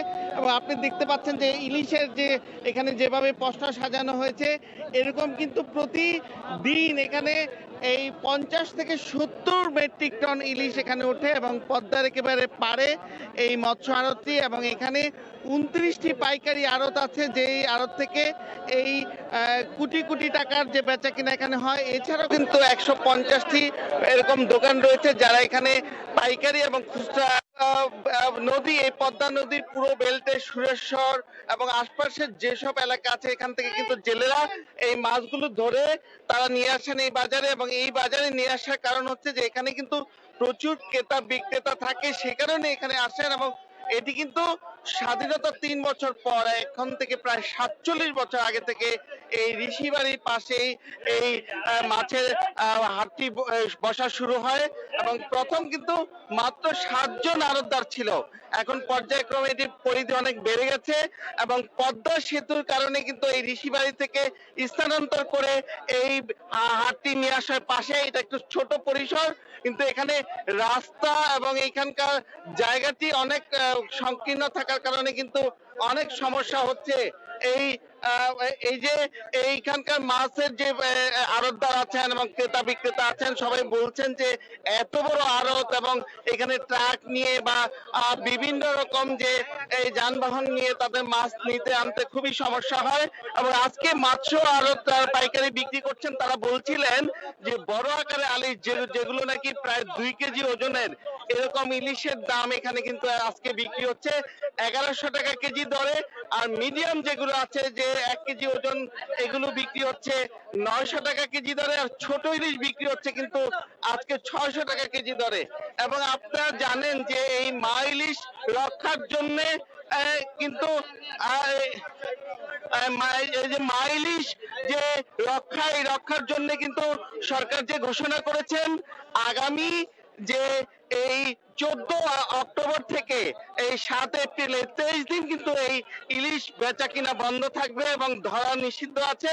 এবং সেই কারণে কিন্তু এখানে বাজারে এখন ইলিশের কদর অনেক বেড়ে গেছে এবং সবাই চাচ্ছেন যে ইলিশ মাছ যে শিকারের আগে থেকেই যাতে এই ইলিশ মাছ তারা সংরক্ষণ করতে পারেন বা খেতে পারেন, সেজন্য কিন্তু বাজারগুলোতে আমরা দেখছি প্রচুর ইলিশের ক্রেতা বিক্রেতা আছে এবং তারা বলছেন যে আজকে অন্তত 50 টন ইলিশ আজকে বাজারে উঠেছে এবং বিভিন্ন এলাকা থেকে এই ইলিশের যারা নাকি শিকার করেন ইলিশের বড় বড় নৌকা এই পাড়ে ভিড়িয়ে কিন্তু রাতের বেলায় তারা ভিড়িয়েছেন এবং বেরোনোর পরে এগুলো এনেছেন। এই ইলিশের পাশেও কিন্তু অনেক দেশি প্রজাতির মাছ এখানে আছে, আপনারা দেখতে পাচ্ছেন না, এখানে চিংড়ি, কাতলা, মৃগেল, আইড়, বাঘা আইড়, পাঙ্গাস এবং নানা রকম দেশি প্রজাতির কই, শিং এই সব মাছ কিন্তু এই বাজারটিতে উঠেছে। এবং এইটি আমি আগে যদি বলছিলাম যখন ভোরের আধার মানে ভোরে যখন রাতের আধার না কাটার আগে আলো ফোটার আগেই কিন্তু এই বাজারে মাছের এই বেচা কিনার হিড়িক পড়ে যায় এবং হাঁক ডাক দিয়ে যেভাবে এই আড়তগুলোতে মাছ বিক্রি শুরু করে এবং সেটি কিন্তু এই এলাকাটা পুরো এলাকা 3 ধরনের জায়গা থাকে না, সেটি হচ্ছে যে মুন্সিগঞ্জের বাইরে থেকেও রাজধানী ঢাকা এবং বিভিন্ন জেলার মাছ ব্যবসায়ীরা কিন্তু এখানে মাছ কিনতে আসেন, কারণ সুলভ মূল্যে এবং সুস্বাদু মাছ এই হাটে পাওয়া যায় বলে কিন্তু তারা এখানে আসেন।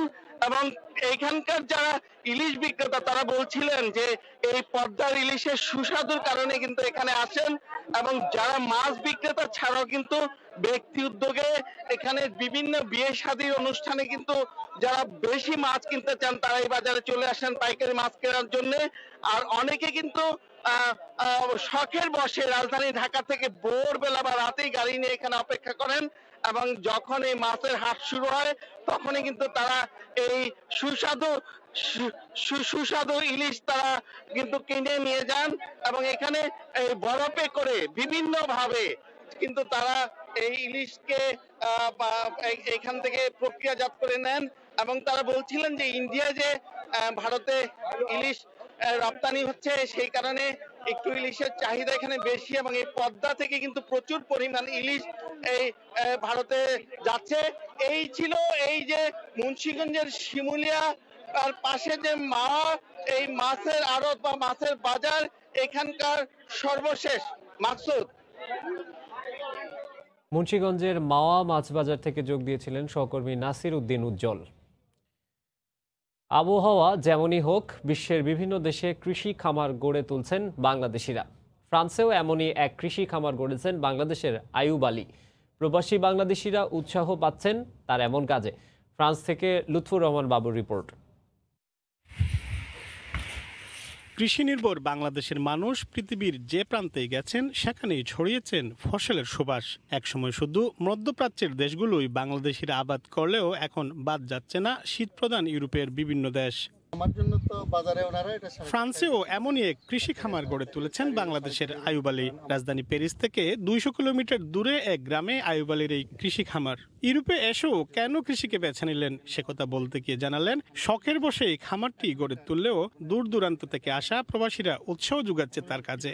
আমার বিশেষত্ব হচ্ছে এখানে যে আমি সম্পূর্ণ জৈব সারের ভিত্তিতে আমি এখানে প্রোডাক্ট উৎপাদন করি, যেখানে তা কোনো ধরনের সার ইউজ করি না, কোনো ধরনের কেমিক্যাল আমি ইউজ করি না, সম্পূর্ণ একমাত্র জৈব সার অর্গানিক যেটা সেই পদ্ধতিতে আমি করার চেষ্টা করতেছি। যেহেতু মানব কল্যাণের সিদ্ধান্ত নিয়েছি সেবার, মানব সেবার, সেই সেবাটা আমি সঠিকভাবেই করতে চাই। প্রবাসী বাংলাদেশিরা অনুপ্রাণিত হচ্ছেন তার খামার দেখে। এই খামার দেখে আমি অনেক উৎসাহিত এবং আমারও মনে একটি স্বপ্ন জেগে উঠছে যে এই ধরনের একটি খামার যেন আমি দিতে পারি। আর ফ্রান্সে যেহেতু অনেক অনাবাদি জমি পড়ে আছে, আমরা এই সুযোগটা কাজে লাগাইতে পারবো। বাংলাদেশি টমেটো, শসা, কুমড়া সহ সব ধরনের সবজি পাওয়া যায় তার এই কৃষি খামারে। বিশ্বময় সম্প্রসারিত হচ্ছে বাংলাদেশিদের কৃষি উদ্যোগ, যার একটি অংশ এই কৃষি খামারও। তার এই কৃষি খামার দেখে উৎসাহিত হয়ে অন্য বাংলাদেশিরা আরও খামার গড়ে তুললে সেখানে কর্মসংস্থান হতে পারে অনেক বাংলাদেশিরও, এমনটাই মনে করেন খামারি আইয়ুব আলী। ফ্রান্সের বলুয়া কৃষি খামার থেকে মোহাম্মদ লুৎফুন বাবু, সময় সংবাদ। প্রধানমন্ত্রীর উদ্বোধনের অপেক্ষায় হাওরের বিস্ময় খ্যাত কিশোরগঞ্জের ইটনা, মিঠামইন, অষ্টগ্রাম অল ওয়েদার সড়ক। হাওরের দুর্গম 3টি উপজেলাকে সংযুক্ত করে নির্মিত এই পাকা রাস্তাটি বদলে দিচ্ছে এলাকার আর্থসামাজিক ব্যবস্থা। দেখা দিয়েছে পর্যটনের অপার সম্ভাবনা। প্রায় 900 কোটি টাকা ব্যয়ে নির্মিত এই রাস্তাটি ভবিষ্যতে ঢাকা সিলেট মহাসড়কের সঙ্গে যুক্ত করা হবে। কিশোরগঞ্জ প্রতিনিধি নূর মোহাম্মদের তথ্য ও ছবি নিয়ে রিপোর্ট। দিগন্ত বিস্তৃত হাওরের মাঝখান দিয়ে পিচ ঢালা প্রশস্ত উঁচু সড়ক, দুই পাশে উত্তাল ঢেউয়ের গর্জন, সড়কে সাঁই সাঁই করে চলছে ছোট ছোট যানবাহন। দূর থেকে মনে হবে যেন যেতে যেতে পাকা রাস্তা মিশে গেছে জলের বুকে। প্রাকৃতিক সৌন্দর্যের পাশাপাশি জীববৈচিত্র্যের এক অপরূপ এলাকা কিশোরগঞ্জের হাওরাঞ্চল। আর হাওরের সৌন্দর্য যেন বহুগুণ বাড়িয়ে দিয়েছে এই একটি সড়ক। এক সময়ের অবহেলিত হাওর জনপদ জেলার ইটনা, মিঠামইন ও অষ্টগ্রাম উপজেলাকে সংযুক্ত করেছে এই অল ওয়েদার সড়ক। সড়কটি হাওরবাসীর কাছে পরিচিতি পেয়েছে হাওরের বিস্ময় কিংবা স্বপ্নের সড়ক নামে। গতি ফিরেছে হাওরে। কোনো উপজেলার সংযোগ ছিল না, যোগাযোগ ছিল না। এই এলাকার কৃষক জমি করা, ধান করা মানে অনীহায় পড়ছিল। এই রাস্তাটা করার দিকে মোটামুটি একটা সাহস পাইছে। যোগাযোগ ব্যবস্থার উন্নতি হওয়ায় কর্মসংস্থান বেড়েছে শ্রমজীবী মানুষের। হাওরকে ঘিরে সৃষ্টি হয়েছে পর্যটনের অপার সম্ভাবনা। বাচ্চারা তো ধরেন আজকালকার দিনে হাওর কি জিনিস জানে না, তারা হয়তো বইতে পড়ে, কিন্তু এই এখন আমরা এদেরকে চিনিয়ে নিয়ে গেলাম। এই রোড হওয়ার থেকে ইনশাআল্লাহ আমি নিজের সংসার চালাতে পারি, বাচ্চাকে লেখাপড়া করাতে পারতেছি। গত অর্থ বছরে 874 কোটি টাকা ব্যয়ে 29.73 কিলোমিটার দীর্ঘ অল ওয়েদার সড়ক নির্মাণ করেছে সড়ক ও জনপথ বিভাগ। এখন প্রধানমন্ত্রীর উদ্বোধনের অপেক্ষায় বলে জানান সওজের এই শীর্ষ কর্মকর্তা। এই সড়কটির নির্মাণ কাজ ইতিমধ্যে সমাপ্ত হয়েছে। এটা এখন আমাদের মাননীয় প্রধানমন্ত্রী কর্তৃক উদ্বোধনের অপেক্ষায় আছে। ভবিষ্যতে এই সড়কটি ব্রাহ্মণবাড়িয়ার নাসিরনগর পর্যন্ত বর্ধিত করে ঢাকা সিলেট মহাসড়কের সাথে সংযুক্ত করা হবে বলে জানান এলাকার সংসদ সদস্য। ব্রাহ্মণবাড়িয়া জেলার নাসিরনগর উপজেলার সাথে এটা কানেক্ট হবে এবং সিলেট হাইওয়ের সাথে এটা যুক্ত হবে। শুকনো মৌসুমে জেলা সদর সহ সারা দেশের সাথে যোগাযোগ রক্ষায় আরও 400 কোটি টাকা ব্যয়ে নির্মাণ করা হয়েছে 36 কিলোমিটার সাবমার্সেবল সড়ক। যানবাহন পারাপারে ধনু ও বাউলাই নদীতে বসানো হয়েছে 5টি ফেরি। সময় সংবাদ, কিশোরগঞ্জ। ময়মনসিংহের কৃষ্টপুরে জামালপুরগামী কমিউটার ট্রেনের একটি বগি লাইনচ্যুতের ঘটনা ঘটেছে। এতে ময়মনসিংহের সঙ্গে চট্টগ্রাম, ভৈরব, নেত্রকোনা, মোহনগঞ্জ ও জারিয়ার রেল যোগাযোগ 4 ঘন্টা বন্ধ থাকে। লাইনচ্যুত বগিটি উদ্ধারের পর গত রাত 12:15টার দিকে ট্রেন চলাচল স্বাভাবিক হয়। রেলওয়ে পুলিশ জানায় রাত 8:15টার দিকে ময়মনসিংহ থেকে জামালপুরগামী কমিউটার ট্রেনটি কৃষ্টপুরে পৌঁছালে একটি বগি লাইনচ্যুত হয়। খবর পেয়ে কেওয়াটখালী লোকোশেড থেকে রিলিফ ট্রেন ঘটনাস্থলে পৌঁছে 1.5 ঘন্টা পর উদ্ধার কাজ শুরু করে। 3 ঘন্টার চেষ্টায় বগি উদ্ধার করা সম্ভব হয়। এদিকে দুর্ঘটনার কারণে ময়মনসিংহ রেল স্টেশনে আটকে পড়া বিজয় এক্সপ্রেস 4 ঘন্টা দেরিতে চট্টগ্রামের উদ্দেশ্যে ছেড়ে যায়।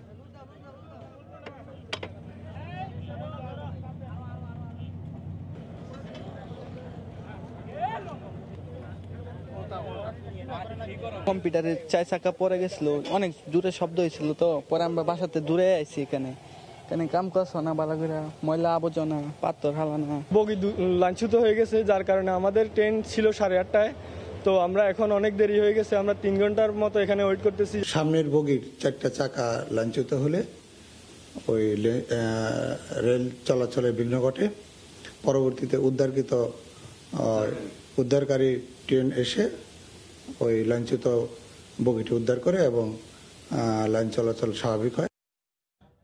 এদিকে নারায়ণগঞ্জে যাত্রীবাহী লোকাল ট্রেনের লাইনচ্যুত বগি উদ্ধার করা হয়েছে। এতে বন্ধ থাকার 7 ঘন্টা পর স্বাভাবিক হয় ঢাকা নারায়ণগঞ্জ রুটের ট্রেন চলাচল। গতকাল সকালে নারায়ণগঞ্জ রেল স্টেশন থেকে ঢাকার উদ্দেশ্যে ছেড়ে আসা লোকাল ট্রেনটি উকিলপাড়া এলাকায় পেছনের একটি বগি লাইনচ্যুত হয়। এ সময় ট্রেনটি একপাশে হেলে পড়লে আতঙ্কিত যাত্রীরা হুড়োহুড়ি করে নেমে পড়েন। খবর পেয়ে রেলওয়ের উদ্ধারকর্মীরা লাইনচ্যুত বগিটি উদ্ধার কাজ শুরু করেন। দীর্ঘ 7 ঘন্টা চেষ্টার পর লাইনচ্যুত বগিটি উদ্ধার করা হলে স্বাভাবিক হয় ঢাকা নারায়ণগঞ্জ রুটের ট্রেন চলাচল। রেল লাইনে পর্যাপ্ত পরিমাণ স্লিপার ও পাথর না থাকায় এবং বৃষ্টির কারণে রেল লাইন পিচ্ছিল হয়ে যাওয়ায় এই দুর্ঘটনা ঘটেছে বলে প্রাথমিকভাবে ধারণা করছেন স্থানীয় রেলওয়ের কর্মকর্তারা।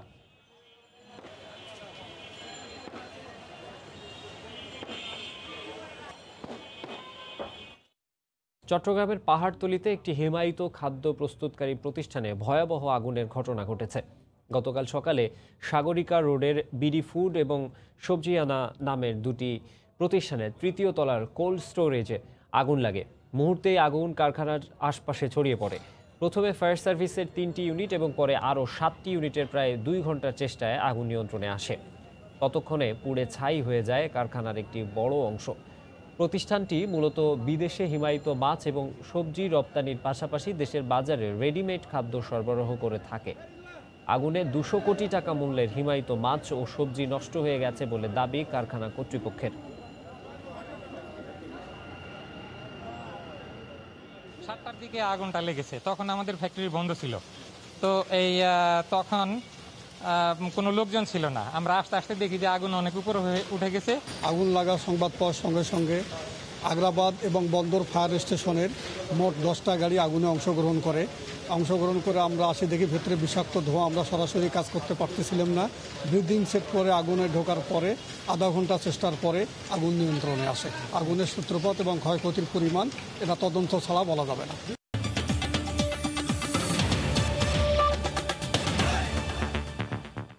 রাতভর বৃষ্টিতে রংপুর নগরীতে জলাবদ্ধতা সৃষ্টি হয়েছে। এই মুহূর্তে নগরীর স্টেশন রোডে আছেন রিপোর্টার রতন সরকার। বিস্তারিত জানতে সরাসরি যোগ দিচ্ছি তার সঙ্গে। রতন। মাকসুম, এই অঞ্চলে আসলে স্মরণকালের সবচেয়ে বড় ভয়াবহ বন্যা বলা হয় 1988 সালে যে বন্যাটি হয়েছিল সেটিকে। কিন্তু গত এক রাতের ভারী বৃষ্টিপাতে রংপুর নগরীতে আমরা যে স্থানটিতে আছি এটি স্টেশন সড়ক। এখানে কিন্তু 1988 সালের বন্যাতেও এভাবে পানি জমাট বাঁধেনি। গোটা শহর জুড়ে আমরা আজ যতটুকু দেখতে পেরেছি প্রতিটি শহরের প্রতিটি রাস্তা কিন্তু এখন পানির নিচে তলিয়ে গেছে। কোনো কোনো স্থান হাঁটু, কোনো স্থান কোমর পানি পর্যন্ত পড়ে ডুবে গেছে। গত সন্ধ্যা থেকে এই ভারী বর্ষণ শুরু হয়, সঙ্গে মাঝে মাঝে দমকা হাওয়ায় আমরা দেখেছি বেশ কিছু পুরনো গাছও পড়ে রয়েছে, যাতে করে কিন্তু শহরের বিভিন্ন এলাকায় সরাসরি যোগাযোগ বন্ধ রয়েছে। আমি এসেছি ঢাকা রংপুর শহর অতিক্রম করে, সেখানে দেখেছি সেখানে কিন্তু কোথাও কোমর পানি পর্যন্ত উঠে গেছে। ফলে কিন্তু ঢাকা রংপুর সহ এই অঞ্চলের জেলাগুলোর সঙ্গে রাজধানী ঢাকার যে যোগাযোগ সেটি কিন্তু ব্যাহত হতে শুরু করেছে। যদিও আমি শেষ পর্যন্ত কিছু গাড়ি চলাচল করতে দেখেছি। আজকে এই যে পরিস্থিতি, আমরা বিভিন্ন অলিগলিতে এবং নিচু এলাকাগুলোর পরিস্থিতি কিন্তু খুবই ভয়াবহ। এখানে যান চালিত যে বাহনগুলো আছে এগুলো কিন্তু খুব বেশি চলাচলের সুযোগ হচ্ছে না, কারণ ইঞ্জিনে পানি ঢুকে বারবার এই সব যানবাহন বন্ধ হয়ে যাচ্ছে। আমরা তারপরেও দেখছি এই বর্ষণ মুখর পরিস্থিতির মধ্যেও অনেক মানুষ ঘর ছেড়ে বের হয়েছেন। আমরা দেখছি কেউ কেউ হয়তো সাইকেল চালিয়ে, কেউ পায়ে হেঁটে, আবার যেভাবে পারছেন বিভিন্ন পণ্য পরিবহনের কাজে যারা নিয়োজিত তারা কিন্তু তাদের পণ্য নিয়ে পরিবহনের চেষ্টা করছেন। সঙ্গতভাবে এই অঞ্চলের ভারী বর্ষণ হলে তিস্তা, বুড়ি তিস্তা, দুধকুমার সহ এই অঞ্চলের যে ব্রহ্মপুত্র সহ যে সমস্ত নদ নদী আছে তার কিন্তু পানি বেড়ে যায়। আমরা গত রাত থেকে এই অঞ্চলের বেশিরভাগ স্থানে বিদ্যুৎ না থাকার কারণে কিন্তু অনেক ধরনের যোগাযোগ বিচ্ছিন্ন হয়ে গেছে, যার কারণে তিস্তা ব্যারেজ পয়েন্টে এবং তিস্তা কাউনিয়া পয়েন্টে তিস্তা নদীর পানি বিপদসীমা অতিক্রমের খবর আমরা জানতে পেরেছি। তবে এই মুহূর্তে ঠিক বিপদসীমার কত উপর দিয়ে প্রবাহিত হচ্ছে সেটি ভোর 6টার সময় পর্যন্ত যে রিডিংটি নেওয়া হয় আমরা যোগাযোগ স্থাপন করতে না পারার কারণে সেই রিডিংটি কিন্তু আমরা নিতে পারিনি। আমরা জানি গত 5 দফায় এই অঞ্চলে কিন্তু বন্যা হয়েছে এই বর্ষা মৌসুমে। 5 দফার বন্যায় ডুবতে ভাসতে এই অঞ্চলের মানুষ কিন্তু এরই মধ্যে নাকাল হয়ে পড়েছে। বিশেষত তিস্তা, ব্রহ্মপুত্র সহ বড় যে সমস্ত নদী আছে তার তীরবর্তী যে সমস্ত মানুষ, নিচু এলাকার যে সমস্ত মানুষ বসবাস করে তাদের কিন্তু পরিস্থিতি খুবই ভয়াবহ হয়ে উঠেছে। বারবার বন্যায় ধকল সামলে তারা না উঠতেই এই যে গত রাত থেকে যে ভারী বর্ষণ শুরু হয়েছে তাতে করে কিন্তু আরেকটি বড় বন্যার শঙ্কা তৈরি হয়েছে। আমরা গত কয়েকদিনে দেখেছি তিস্তা সহ অন্যান্য বড় নদ নদীর পানি বৃদ্ধি এবং পানি হ্রাসের কারণে প্রচণ্ড আকারে দেখা দিয়েছে ভাঙন। সেই ভাঙনে কিন্তু এবারের মতো বেশি ব্যাপক ভাঙন কিন্তু বিগত কয়েক বছরে, বিগত 1 দশকেও কিন্তু এই অঞ্চলের মানুষ দেখেনি। এবারের যে আজকের গত রাত থেকে এক রাতের যে এই বর্ষণ, এতে করে কিন্তু পরিস্থিতি আরও ভয়াবহ ওঠার আশঙ্কা রয়েছে। বানভাসী মানুষ তারা নিরাপদ আশ্রয় থেকে কেবল ফেরার জন্য যে প্রস্তুতি নিচ্ছিল বা কেউ কেউ ফিরে এসেছিল ঘরবাড়িতে, তাদেরকে কিন্তু আবার নিরাপদ আশ্রয়ের খোঁজে যেতে হবে।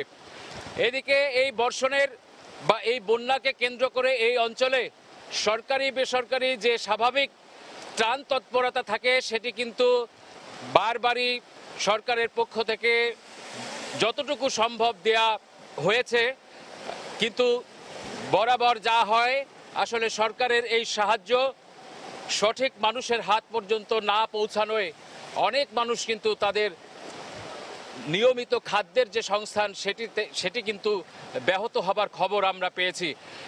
আজকে এই শহরে সাধারণত এই সকাল 7টা-8টার মধ্যেই মানুষের চলাচল শুরু হয়ে গেলেও এখন পর্যন্ত কিন্তু আমরা মানুষের খুব একটা চলাচল দেখতে পাচ্ছি না। তারপরেও কিছু মানুষ আসলে তাদের জীবিকার তাগিদে বের হয়েছে। এই বর্ষণ উপেক্ষা করে অসংখ্য মানুষ কিন্তু তাদের গন্তব্যে পৌঁছানোর চেষ্টা করছে। বিশেষ করে আমরা দেখছি যে রিক্সা চালকরা, যারা ইঞ্জিন চালিত রিক্সাগুলো কিন্তু খুব একটা চোখে পড়ছে না। পায়ে টানা যে সমস্ত রিক্সা রয়েছে সেই সব কিছু কিছু রিক্সায় চড়ে কিছু মানুষ কিন্তু তার গন্তব্যে যাতায়াতের চেষ্টা করছে। আমরা দেখেছি এখনো পর্যন্ত এই নগরীতে যে কয়েকটি বাজার রয়েছে, বড় বড় বাজার, সেসবেও কিন্তু পানি উঠে গেছে, যার কারণে এখনো পর্যন্ত সেই সব দোকান, বাজারের দোকানপাট এখনো খোলা সম্ভব হয়নি। এদিকে শহরের যে পরিস্থিতি, এই পরিস্থিতির পেছনে গত প্রতিষ্ঠার পর থেকে 7-8 বছর ধরে যে সিটি কর্পোরেশনের যে ড্রেনেজ ব্যবস্থা সেটি আসলে সঠিকভাবে গড়ে ওঠার কারণে কিন্তু অনেকেই বলছেন যে এই যে জলাবদ্ধতা, এর আগে সামান্য বৃষ্টিতেই যে পরিস্থিতি তৈরি হয়েছিল এই নগরীর, গত 12 ঘন্টার, গত এক রাতের যে বৃষ্টিপাত তাতে কিন্তু তার থেকে বহুগুণ বেশি বৃষ্টিপাত হয়েছে, যার কারণে কিন্তু যে পরিস্থিতির আশঙ্কা করা হচ্ছে খুব সহজে গোটা শহরের যে জলমগ্নতা সেটি কিন্তু খুব সহসাই যে দূর হবে সেটি কিন্তু মনে করা ধরে নেওয়া যাচ্ছে না। এই শহরের বেশিরভাগ এলাকায় আমরা দেখেছি যে ড্রেনেজ ব্যবস্থা খুব একটা উন্নত মানের না হবার কারণে এবং বেশিরভাগ ক্ষেত্রে পুরনো ড্রেন ভেঙে নতুন করার যে মধ্যবর্তী স্থানটিতে এখন রংপুর শহর রয়েছে, যার কারণে কিন্তু অনেক এলাকার ড্রেনের কাজ, রাস্তার কাজ অবশিষ্ট অবস্থায় থমকে গেছে এবং যার কারণে কিন্তু এই অর্ধসমাপ্ত বিভিন্ন রাস্তা এবং ড্রেনের কাজের যে অসমাপ্ত পরিস্থিতি, এটি কিন্তু মানুষের দুর্ভোগ অনেক বেশি বাড়িয়ে তুলেছে। তো আমরা আসলে পরবর্তী সংবাদগুলোতে পুরো এলাকার সার্বিক যে পরিস্থিতি সেটি আমরা আসলে জানাবার চেষ্টা করব, বিশেষ করে গ্রামাঞ্চলের মানুষের যে দুর্ভোগ সেটি তুলে আনার চেষ্টা করব। মাকসুম, এই ছিল আমার কাছে সর্বশেষ। রতন, এমন ভারী বর্ষণের পাশাপাশি কিন্তু বজ্রপাতের আশঙ্কাও থেকে যায়, আপনি নিরাপদ অবস্থানে থাকুন। দর্শক, রংপুর নগরীতে জলাবদ্ধতার সৃষ্টি হয়েছে সে খবর জানাতে আমাদের সঙ্গে সরাসরি যোগ দিয়েছিলেন রতন সরকার। স্বাস্থ্য অধিদপ্তরের হিসেবে করোনায় আক্রান্ত হয়ে দেশে গতকাল ৩৬ জন মারা গেছেন। নতুন শনাক্ত হয়েছেন ১,১০৬ জন রোগী। এই নিয়ে দেশে মোট রোগীর সংখ্যা ৩,৫৭,৮৭৩ জন। দেশে একদিনে নমুনা পরীক্ষা করা হয়েছে ১০,৭৬৫ জনের। এ পর্যন্ত মোট নমুনা পরীক্ষা করা হয়েছে ১৮,৯৮,৭৭৫ জনের।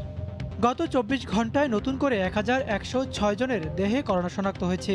এ নিয়ে মোট আক্রান্ত ৩,৫৭,৮৭৩ জন। গত ২৪ ঘন্টায় মারা গেছেন ৩৬ জন। এ পর্যন্ত করোনা আক্রান্ত হয়ে মারা গেলেন ৫,১২৯ জন। করোনা থেকে ২৪ ঘন্টায় সুস্থ হয়েছেন ১,৭৫৩ জন। মোট সুস্থ হয়েছেন ২,৬৮,৭৭৭ জন।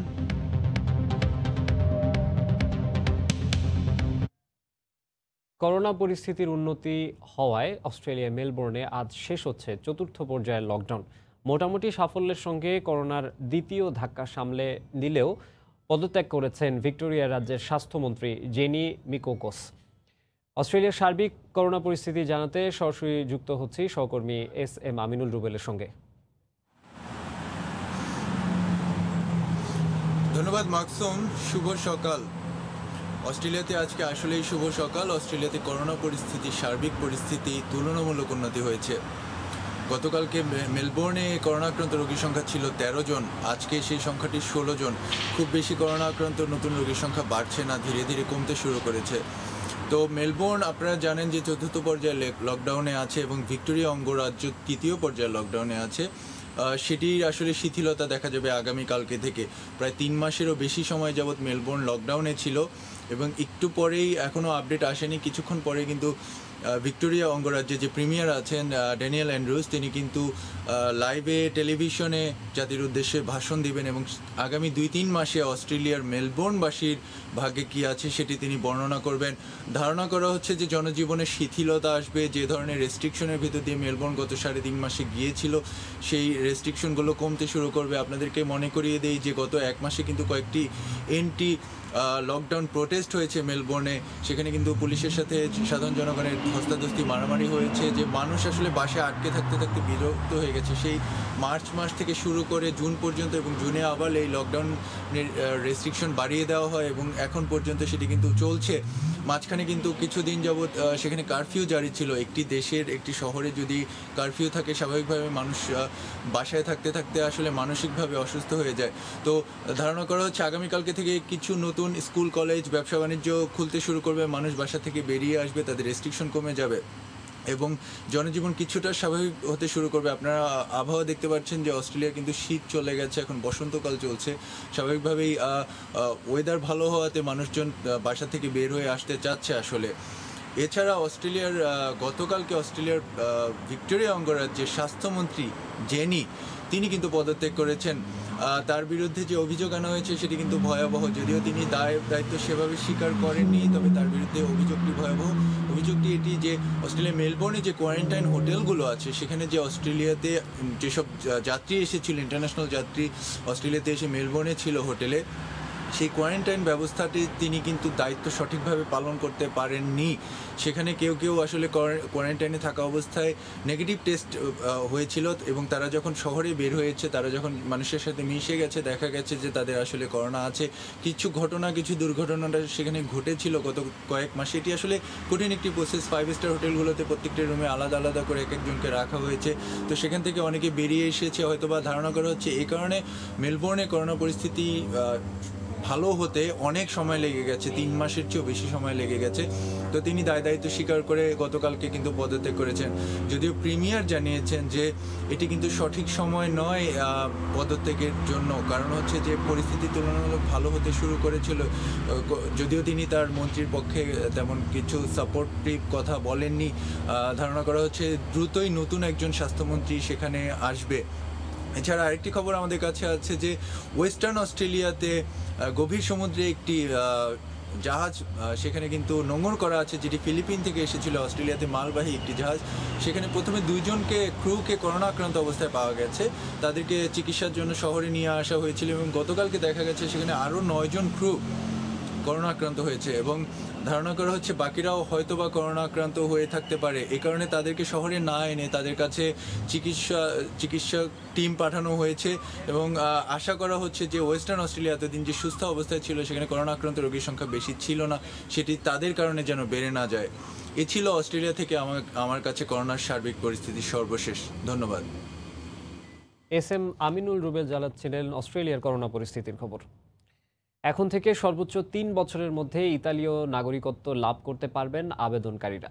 এতদিন 4 বছর সময় লাগলেও বর্তমান অভিবাসন বান্ধব সরকার সময় কমিয়ে 3 বছরের মধ্যে নাগরিকত্ব দেওয়ার সিদ্ধান্ত নেয় খুশি হাজার হাজার প্রবাসী বাংলাদেশি।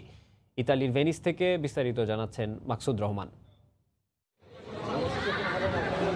এখন থেকে 48 মাসের বিপরীতে সর্বোচ্চ 36 মাসে বা 3 বছরের মধ্যে আবেদনকারীদের আবেদন নিষ্পত্তি করবে ইটালিয়ান ইমিগ্রেশন সার্ভিস, যাতে করে আবেদনকারীরা নাগরিকত্ব লাভ করতে পারবে সর্বোচ্চ 36 মাসের মধ্যে। এতে খুশি প্রবাসী বাংলাদেশিরা। বর্তমান সরকার উদ্যোগ নিচ্ছে যে 3 বছর করবে, কিন্তু 3 বছরের চেয়ে আমাদের যে আগের যে নিয়মটা ছিল 2 বছর, সেটা যদি করতো তাহলে আমাদের জন্য অনেক সুবিধা এবং ভালো হতো। তবে যদি নাই হয় 2 বছর, তবে 3 বছরও আমাদের জন্য সুবিধাজনক। ধন্যবাদ ইটালিয়ান গভর্নমেন্টকে। গত 2 বছর আগে চরম ডানপন্থী ফারিস এবং ইমিগ্রেন্ট বিরোধী সরকার একটি আইন করেন, যে আইনটিতে 24 মাস থেকে 48 মাসে বৃদ্ধি করা হয় আবেদনকারীদের নিষ্পত্তির সময়সীমা। অসুবিধায় পড়েন অনেক বাংলাদেশিও। সেই পরিপ্রেক্ষিতে বিভিন্ন মানবাধিকার সংগঠন ও প্রবাসী সংগঠনের পক্ষ থেকে বর্তমান সরকারের কাছে আবেদন করা হয় যাতে করে আইনটিকে 2 বছরে ফিরিয়ে নেওয়া হয়। সেই পরিপ্রেক্ষিতে বর্তমান সরকার 3 বছরে নিষ্পত্তি করার জন্য সময় নির্ধারণ করেন। যেই শক্তিশালী পাসপোর্টের ক্ষমতা বলে একজন মানুষ সহজেই 187টি দেশ ভিসা মুক্ত ভ্রমণ করতে পারেন। ইতালির ভেনিস থেকে মাকসুদ রহমান, সময় সংবাদ। খেলার খবর। টিম হোটেল ছাড়ছেন বাংলাদেশ জাতীয় ক্রিকেট দলের খেলোয়াড়রা। ক্রিকেট বোর্ড ক্রিকেটারদের 3 দিনের ছুটি দিয়েছে। আর থাকছে না বায়োবাবল সিকিউরিটি। বিরতির পর আরেক দফা করোনা টেস্টের পর 1 অক্টোবর থেকে স্কিল ট্রেনিং শুরু করবে বাংলাদেশ ক্রিকেট দল, যে কারণে ঢাকার ক্রিকেটাররা বাড়ি ফিরছেন। তবে যারা ঢাকার বাইরে থাকেন তারা মিরপুরের একাডেমিতেই উঠছেন। তবে head coach Russell Domingo, bowling coach Ottis Gibson, trainer Nick Lee এবং ফিজিও সবাই হোটেলেই অবস্থান করবেন। যেহেতু বায়োবাবল সিকিউরিটি থাকছে না, তাই বাড়ি ফেরা ক্রিকেটারদের বিসিবি চিকিৎসক দিক নির্দেশনা দিয়েছেন কিভাবে থাকতে হবে এই কয়দিন। ব্যক্তিগত অনুশীলনের পর সম্ভাব্য শ্রীলঙ্কা সফর সামনে রেখে গেল 21 সেপ্টেম্বর থেকে দলীয় অনুশীলন শুরু করেছিল বাংলাদেশ ক্রিকেট দল। তারই অংশ হিসেবে পুরো দল উঠেছিল টিম হোটেলে।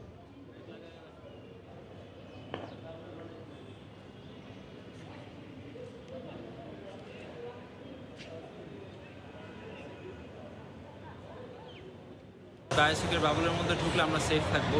তো ওই চিন্তা যখন মাথায় আসে, সুন্দর আমরা প্র্যাকটিস করতে যাচ্ছি।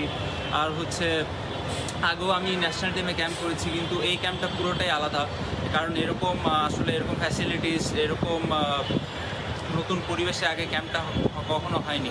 সো ওভারঅল যদি বলো, নতুন এক্সপিরিয়েন্সটা খুব ভালো লাগছে এবং এই কয়টা দিন প্র্যাকটিস করেও খুব ভালো লাগছে। অনেকদিন পর সবার সাথে একসাথে ভোরের সময় শীর্ষ সংবাদ জানিয়ে দেব আরেকবার।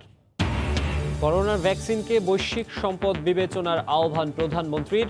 জাতিসংঘের সাধারণ পরিষদের ভার্চুয়াল অধিবেশনে বললেন, উৎপাদনে সক্ষম বাংলাদেশ। বেগম জিয়ার শারীরিক অবস্থার অবনতি হয়েছে। মানবিক বিবেচনায় বিদেশ যাওয়ার অনুমতি পাওয়ার আশা পরিবারের। সাক্ষাৎ শেষে জানালেন তার আইনজীবী। এবং ক্যাসিনো কাণ্ডের হোতা সম্রাটের বিরুদ্ধে প্রায় 200 কোটি টাকা পাচারের প্রমাণ। আরও অবৈধ অর্থের খোঁজে দুদক। অসুস্থতার অজুহাতে বিচার পেছানোর অভিযোগ। এই ছিল ভোরের সময়ে, সঙ্গেই থাকুন সময়ে।